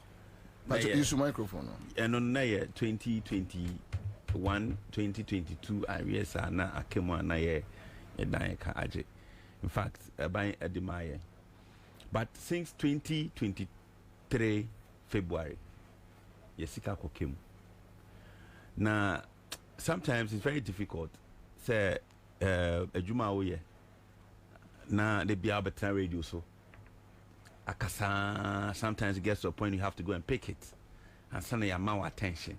And suddenly you won't say you could pay usika brew. I said, dear, yen dreamy pahon, ye your mind no, unya could di political position be a nice office. We are singing na ye would dear. Because imagining a more like the minister, the deputy, those who are supposed to ensure say yesika abama ye no. They are okay. Who share mukra said they are we a small boy be mom. Meanwhile, one hour you with Juma. 1 hour a bind doesn't pay you money. Who's that your tax? A Juma oh no, and no one a buying rely on to pay its salary people or like commitment. But on which shower I said the way in Kwabi na omukasa crano and won't take many a band is saying and now yen suppliers under the same categories and the same condition. Now only selected few yet ya select omuna omunkwa na yeti omuka. The bia omudi omusikaba na mbinimu the majority enye mbinimu keke esika no over 1 year 1 month umfesika na ma omo. But obi de bia ni sikaba aden mo investigate ya na ya what say first na buffer stock nkwa na ye supply ewo mu ana omode commodity exchange buy so no so be 50%. Na fees eno be mu a ebe ye kaka eche na investigating who say adwe tie saade ne che it's just purely to be responsible for procurement, because you know procurement and the sika beba expenditure be wo ho nti ya je 50% of buffer stock adwuma e de ma commodity exchange. Only commodity exchange is setting up. Say, or be creating a platform for buyer and seller. Commodity exchange has nothing to do with so-called a brew, acquire procurement. Because commodity exchange only warehouses will be here. Buffer stock na warehouses with fitted silos. Ono timi holding yama. You could create a noa. Sikaba, a Ministry of Education. Na kakrebi ya peti we suppliers ya buffer stock. Na do na only selected companies ewo commodity exchange. Ye ko bisa ya, me bisa minister, say minister, adenti na ye nyina ya operating under the same condition, but only selected few benefit every payment or so maybe sano like we had engagement the last time we had engagement it was at the saying now selected few we yet you more under commodity exchange yet you more than other suppliers or still a special arrangement ben and new faces etiminya more supply business so many years and opportunity to have that special arrangement. Meaning, so commodity exchange now can register as a supplier. How much you 50 million, 5,000 Ghana cedis. You do your amount receipt. Sikane kohin. Yes. Come again. Me say, call commodity exchange, and also omobeji buffer stock ejuma 50% of ejuma no. And they call commodity exchange. Now we are supplier now per se. Oko bobusia. And the third and the supportive free SHS because first of all, say the contract now say for supply they don't give you money.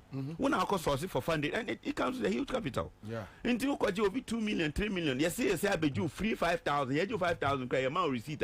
Me no can say me 5,000 receipt. I bet you say me 5,000. So you dey be ya come but mubusa almost say me bisa me ankasa personally me bisa Minister of Education personally. And also 5,000 only no tini down up to now me until hon. And the cost wo ho no yeah my purchasing order yeah my contract commodity exchange me one buffer stock here only 500 na 500 no crowd ko tuagu on my account mu na all the invoice aba but the 5,000 is amount receipt yeah, which means it's extortion. Yeah, my receipt.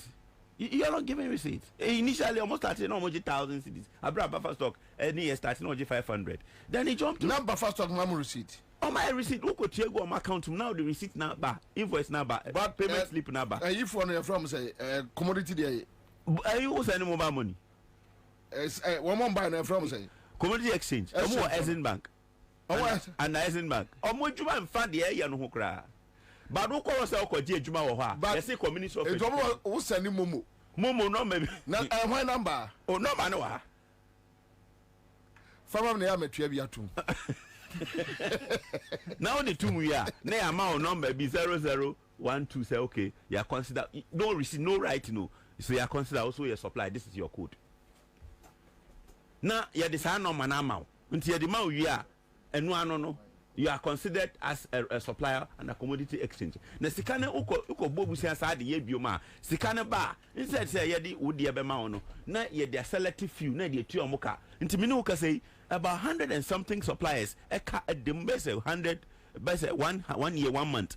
So minimum na omuni supply business so free agents start here. Omo a marketer, omo tonyama omo ayede omoka no mutimi frɛ sɛ na mo na mo se yentua amoka na be na nkofo ifofrɛ die de bia mo beto ade o market yes ana you are not only destroying the capital the working capital of the suppliers, you are frustrating the implementation of the free SHS because tie say obi eba so ye free SHS ono kwa entimi sorry ensure say free SHS enye smooth implementation this why they are showing we are practically involved in the matter no we selfish interest a personal interest free now how do you sustain it and sustenance doesn't depend on a debonning advert now you know recently some media houses somewhere advert on free SHS say aduane any ho no mo the camera see nkwala so no mo say aduane e wo school mu ho claiming just to cover up say aduane ni school mu ho.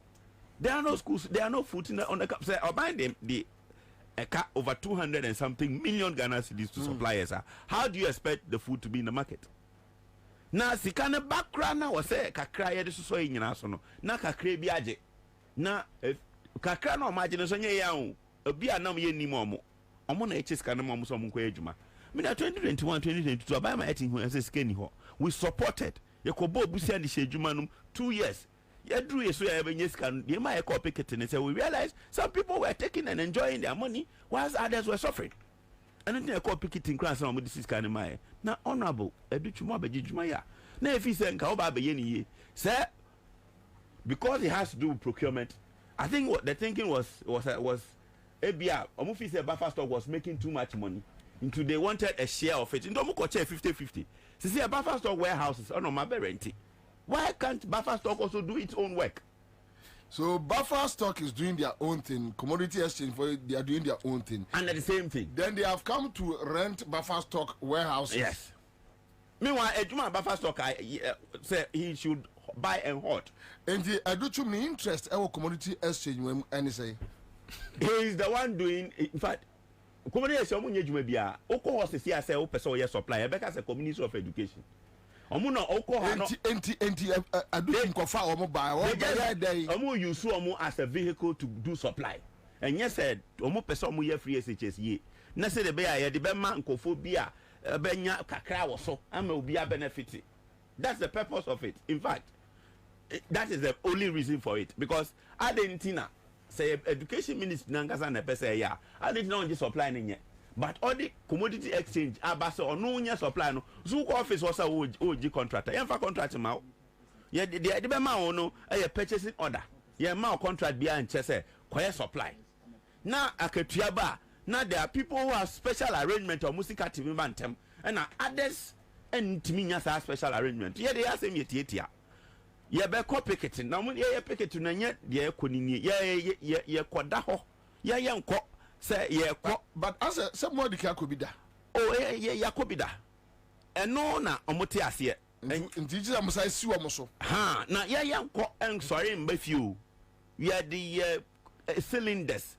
ye de gas cookers ye ba baby ye be hwe bia ho be ye fie a computer be nyesika no ye be da ho ma intimidate no ofi adwuma e ba ye ne na ye chia no on the police for be pam na ebisi ye on the police ba ya antiase because ya kwaji permit ya throw letter and police for a copy of it sell 22nd yeah we don't need 22nd of April moko we don't need police presence hey yeah mom dey near that be on the 8th yeah Monday we are mobako ya do hokra and I'm supposed to be 22nd yeah enkwamba o we ekoda ho mo we pressure em say near yembra ke won say food clothing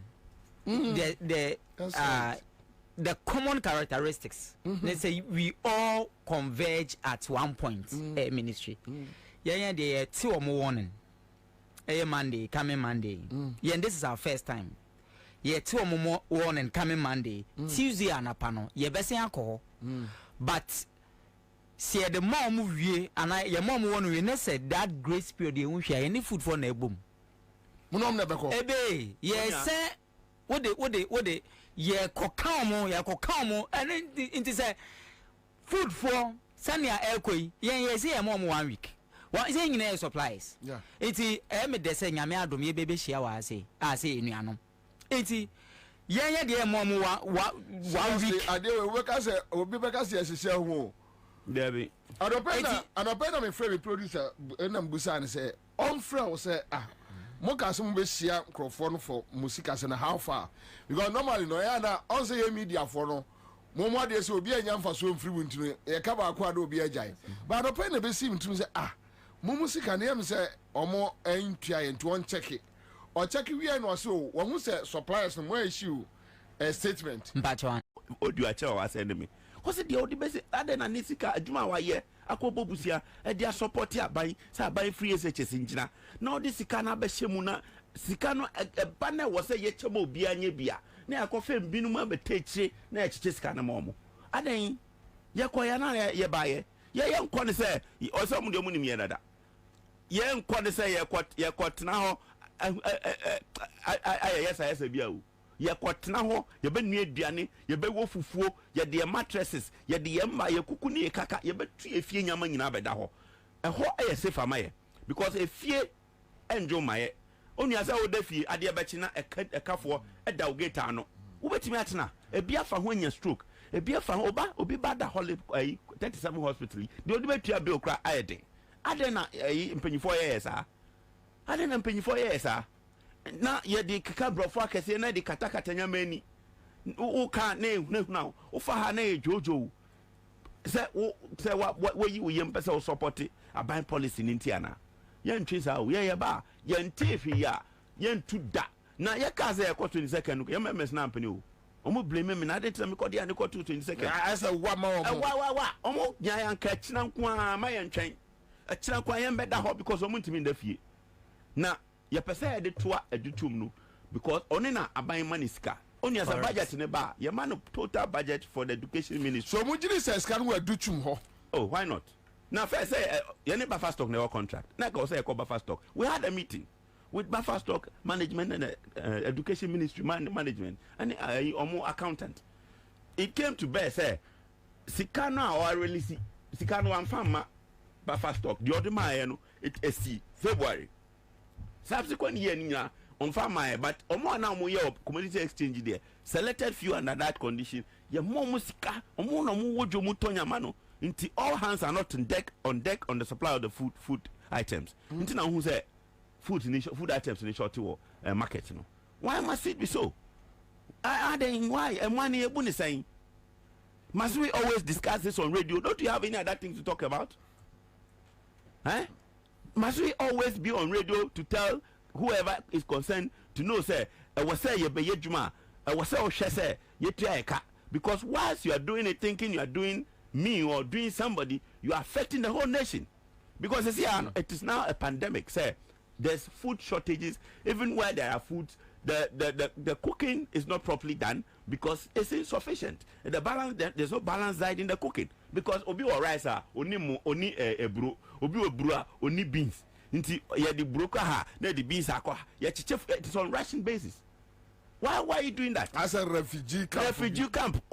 Share documentary. Media houses are here about food supply and food delivery or food cooking in the secondary But they don't care. Do they care? It's about personal interest.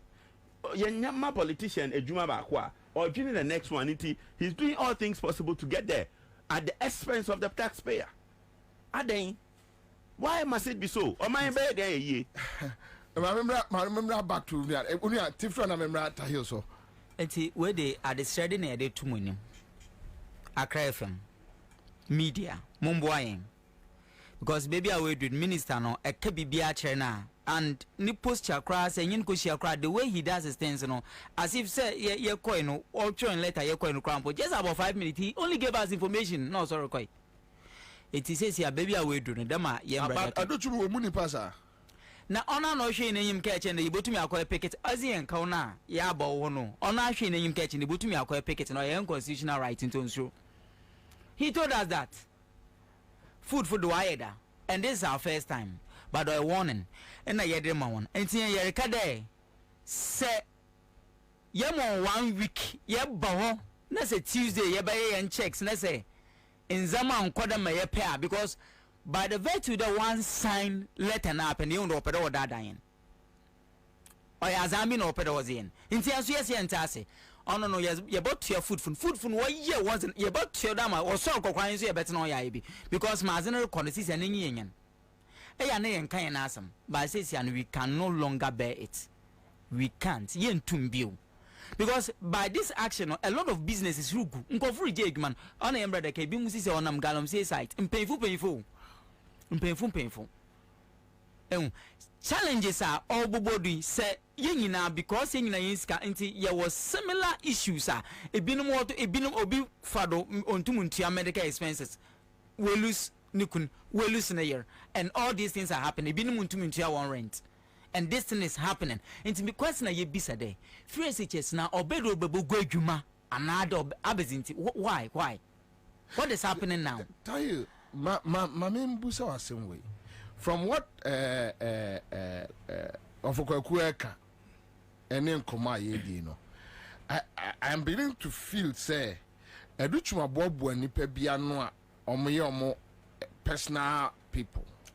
Reasonable suspicion. Running reasonable suspicion. Then he is taking his cut. But the other side of the argument from Tahir Panko Betliako Kahubi is an MPP member. On to me. He wants a genuine environment. On to me, Kahu.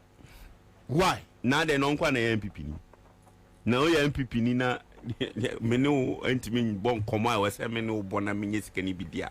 You're so monk common. Now, pan as a man, okay.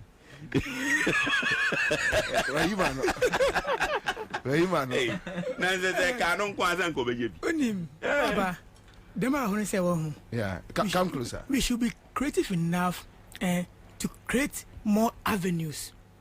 Okay, I once heard my dad told me, say, Kufoka Semichom, Mumbai DC, you know. And I was some committee for say this New Year school. For glass and bra. No buy. I go for some Omunfiangum. I must say like Hugum and a buffaso. No before say this is how we run a country. I am Mariano. In so go for me, a bro, the Ocapum. Offense you when you na Obiancasa.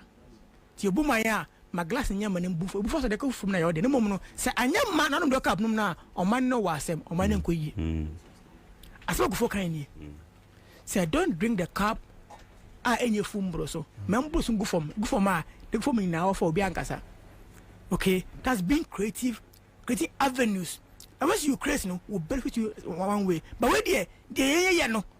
I say, yeah, but glass and I do have no, yeah, bono. Yeah, glass, right? Yeah, glass, no. I'm a member of Ebre. Mom, dear Ebre, Executiamo. I don't get it. Let me ask you, you feel disappointed in MPP? Very. You feel disappointed? I know my party way behind, but it's very. I'm disappointed in this party. Yes, he is. Or does your MPP? A patron was mega constituency now, make I say. From DC, in Chantro. Wow. But now I'm disappointed. So my own party will bring a policy, but good man catchwa.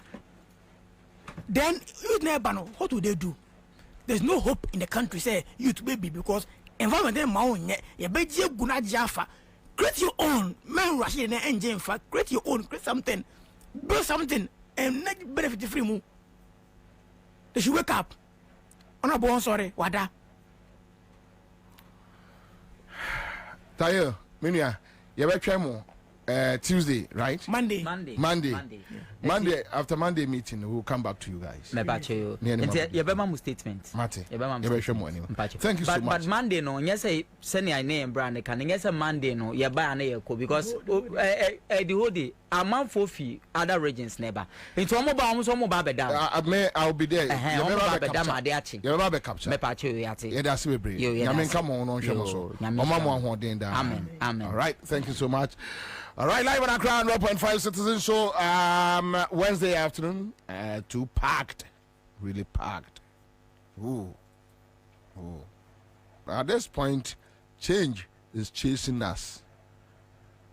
Change, chasing Ghana for Papa. Change. Come to Africa. Rwanda came out of war about 12 or something years ago. War.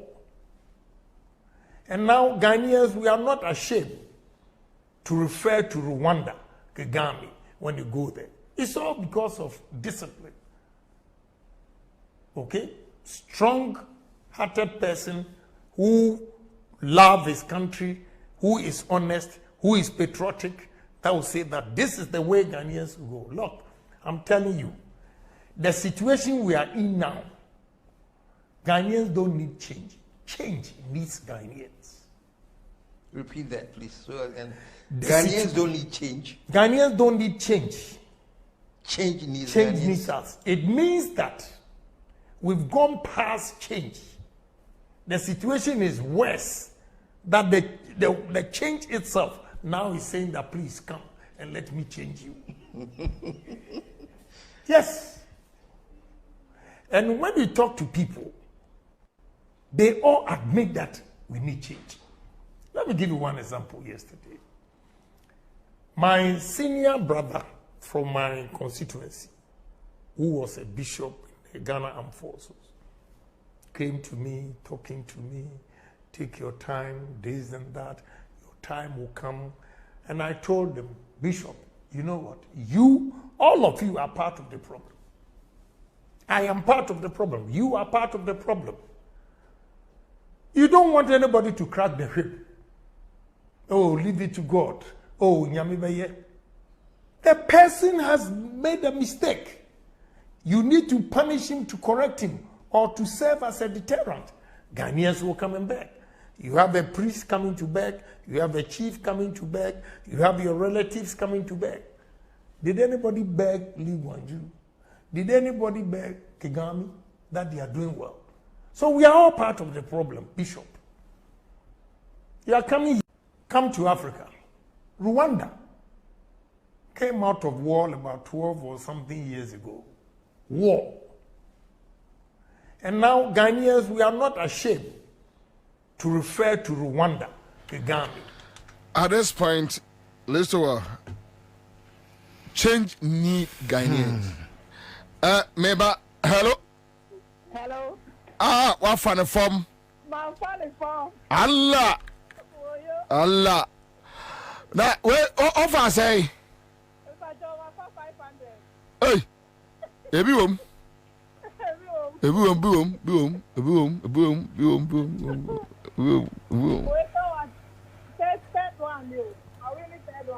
Hey, and yeah, what you? Yeah, that's it, congrats. Mo koswane CMG ska achedi entina why. Yeah, that's it, right? So that's it live on our Crown 1.5 Citizen Show. CMG ska achedi dial *413#. Now for the offload process no. Listo. Alright. We no main fan for baby at this point. Have it change in here and here change. And here change. And some of the doors from the nurses, even the nurses. Yeah, from the nurses. Yeah.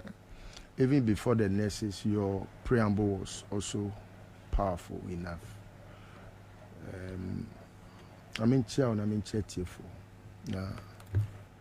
It's unfortunate, sir.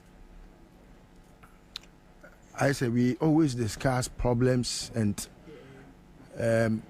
we don't get any solution. It looks like Obe Kasakrana say ka na nipana odi dream edi boneno nka oti wasem no asopam na wadwen hu se isan se nyansa ni ba kufu otirimunti se enura mpo na wagimi a ene obi aka nyansa se ma kire nti oja jimi no wesu nyansa na nko de abone bra no once sana adwen nti tembia no na akoye se udi enwan akọ adahayie uye no omowe obekọ beba na hwini na so esanse meje hope di ntino. I believe there is hope, and the only hope we have is that we will have a change. Anya sa Kwabena oman no ba bia duro no say like I have kept saying say ya de bre na ye drew 2024 December 7 e to abawie na bre ya bobo anybody apart from say ba wo miare ni election Kwabena Ghana be din be okay me support to Jomama but fane say manusi sumina so anye John impo na why cry na or ye the most useless apart from Baumia they say apalu fane say apalu cry we ni Ghana for akuma beto mo yem. At least there will be some fresh yes around us. Obi anim say apalu de fane say I mean that's the difference no cry said any hobia but the difference is that apalu akọ psychiatric hospital akwaba anye bia wanu maduro amane dam ne kọ Baumia de onu maduro no aka say dam ne kọ into onu kra no onu ye efida wusum but say apalum pokra na wabọ dam amane dam kọ no kra no be mampania Ghana fo be nya a certain sigh of relief say but say yes wo te Ghana hanum na de betena ya bobo aba say yes Bawumia and president elect correct.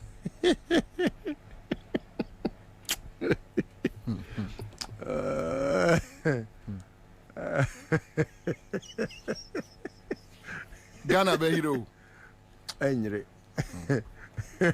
ya ni be hero no oh you see Kwabena, it's mainly because metie nurses for no and the discussion is just something that I say abodamfo bi ne die so na omo left from omo right and omo sorry a omo nware ontwitwi omo se omo num gata mu nsuo se crazy crazy okra omo dwen se nsuo obenom ase moa ne die so. That's how I feel. I have no apology. That's how I feel. Because if you are a sensitive human being, now what adwene ye adwuma o watenka o even o your body no skin cry numb to feeling crana at least. I'm sure say once you are able to know sense to come dem no you are sensitive say utimi hu sense to come de into also no nsuo. But their conversation makes me feel say akwa say because bodem ni crana me de akufuado no mototo bodem ni hu no bodem ni nyansa che akufuado. I tell you and it's sincere and I'm being very honest, extremely honest. Sir, me a minister. Sir, minister now akwafa eye commodity exchange for free Exim Bank. Jesus. Ababeje your friend say for adwuma what do you call them? Atamas establish your warehouse near friends. Buffer stock. Buffer stock. Buffer stock. You are coming to the school for a crowd. Yes. Well, but anyway, you go on with the school fund here. So go on. Obi back to school. There be a meka say. Adwene ku nyansa nko no enye nwom na ye boss say adwene ku na nyansa nko enye no sa nwom no adwene eye different and nyansa eye different akwabna nyansa eto adwene mu na etimi aye adwuma na kwabna se ne din ne tie no se wanya ansa untimi nya bibi a sebi nyansa wom anu na ya na aso for the take say wan fan free sura ma wo a nyankopon na de ma hwe time na Solomon o ko ni nkotodwa anim e won paebo mu a o sere nyame nyansa no na enya se bia oni adwene a o de move about o bana aka obi ni bibia o se yamusa awrade na obi ni nyansa o musa awrade uni bia kwabna obi bia tese ensisi so John Mahamati abemu na Kufado ne baomia ene ne nkanfo omo nenam na omo ye campaign na omo say John Mahama yewudini na sabre no osi nursing training allowances ontua all because sesika na odi betua ma omo no ono John Mahama ye assessment who say we need a lot of nurses because many swadi hunu as John Mahama no and say mesisi asupiti ahodo bebrebe asheta omamu afane mu ababia na semisi dan ni wi a anesefo a omo kolebu a omo abo apeso a it got to a point ayenya nurses a omo aye congested in an area in Kolebu no ebi be hia se ombe ye be deploy bi mu akọ other places anunti se mi hia dodo na mi nya na esan se sika me de ma mo bosumi bia nti minti ntwa se sika ne ma mo na emma encourage obi ma ne ma nurse nti no me de mo kwa akoka omo a omo je aban bosia educo school ne ho to say university graduates na omo ewa campus a omo je ye friend say aban bosia owie no okoye adwuma na watwia acha bosia de a enye se minim se sika na kwa ebesa ba beda futuo no mu ama me sa de ama obi enso bosia nchiri ma so be ba nya bi na allowance no omo we introduce allowance no was having only one aim, just to incentivize or to lure people to go for the training, nursing training, because no be any nye ho enti omo ya de a ebe hye unkran say wo be ba be snako nursing school and I said training college, because na ya John Mahama was being candid. John Mahama was being truthful. John Mahama was being realistic. Now quota system, I buy him may determine how many nurses I perform. Almost 500%. For the same 100 and a nursing colleges are. John Mahama also say on nursing training allowances be no. Now on more but one man 500. The percentage was so huge. Say it told Ghana for nyina say let's just say adie bia ye si akwan ama enkola kura nya nursing training college enye den enko ana John Mahama be ye free ho. But you know o water chrema da bia me ka o water chrema Ekufuado was able to convince people say Debbie enye nkola no school no mo kono na nkola no mo ko school na ya mo the friend is saying allowance na ebede no matimi atena school mu. Meanwhile, this is supposed to be a capitalist or kasa. And he saying, yeah, Jane say, so what him ya nursing training college. Nese aban kra say, what the more free, baby mujina, someone ye mamo. Allowance no the more kwa kan mo a ombetimi akwaji aban bosia ne ho a. Ene pesika fakoto futuom. Na sebi obia wako nursing training college na ohia bosia bi amekan oye needy but brilliant or person okosua no wakwa akwaji sika ni bi na odi ahwe ne ho na o free school na okonya nursing adwuma ya no odi akotua waka se we Kufuado nim se omu wie kro omu adwuma nye no osimetu allowance Kwabena minim senka wo de sankofo ne be ka ho studio ha teachers no nursing training allowance omuntua na nursing for na net ya no wanti omunga womun na me ka say me so me graduate wie aban mo adwuma dia wono ne me ka wo mo da so wom sesi e no na me ka cho say Kwabena uhu say obi kra anu nie na they are patriotic and criminals. They are criminals. They are beyond criminals. Unless you didn't criminals. Hardened. Shameless. Yeah. Hey, cocaine ni. The way I will behave no. The way I on na man where me who last no ko jina ayi your friend is saying. Adana star boy. Ayi kwawu. Adana star. The way on na man no. It is either say ya want bibi and I say be osnefo. Me obi no obetimi aka che ma convince me that he is not on drugs. This are tramadol. Because you look at him and he depicts obia on sayare and your friend is schizophrenia. Just read about it. Schizophrenia. Jesus Christ. Oh, those times we were discussing schizophrenia about Ekufuado, people were like, Sankofono, omuni feeling no. They don't care. Their skin, their conscience, everything is numb to feeling. They don't have feeling for any human being. Okay, some no krana, we tikra wo say waka bibi nra. Sankofono na one ne batia. Oka che ne ba say eneme tobo amount. Oba ukrabo fruit. Waka half. Odemawa udiเอาsay na say ese ball. Say no see krukruwa.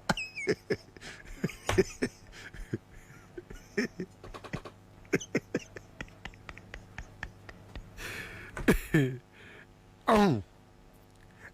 And they still are shameless. Omuni shame. Oh. And na omo nyankofo so a omo ye hypers. Hypers because Kwabena obi say Kwabena Japan. Odi a kire nyina ne say onu so the dream ever true say God forbid may God ever forbid my thoughts say in an unlikely event say ba we be president perish my thought na yamani position onye o man ho otimi use patriotic for the party MPP. What is patriotic about the MPP? Samiade ba ko a ya say MPP amayokuo no abele mpe honum na nkofo atwa wa ahia no na health minister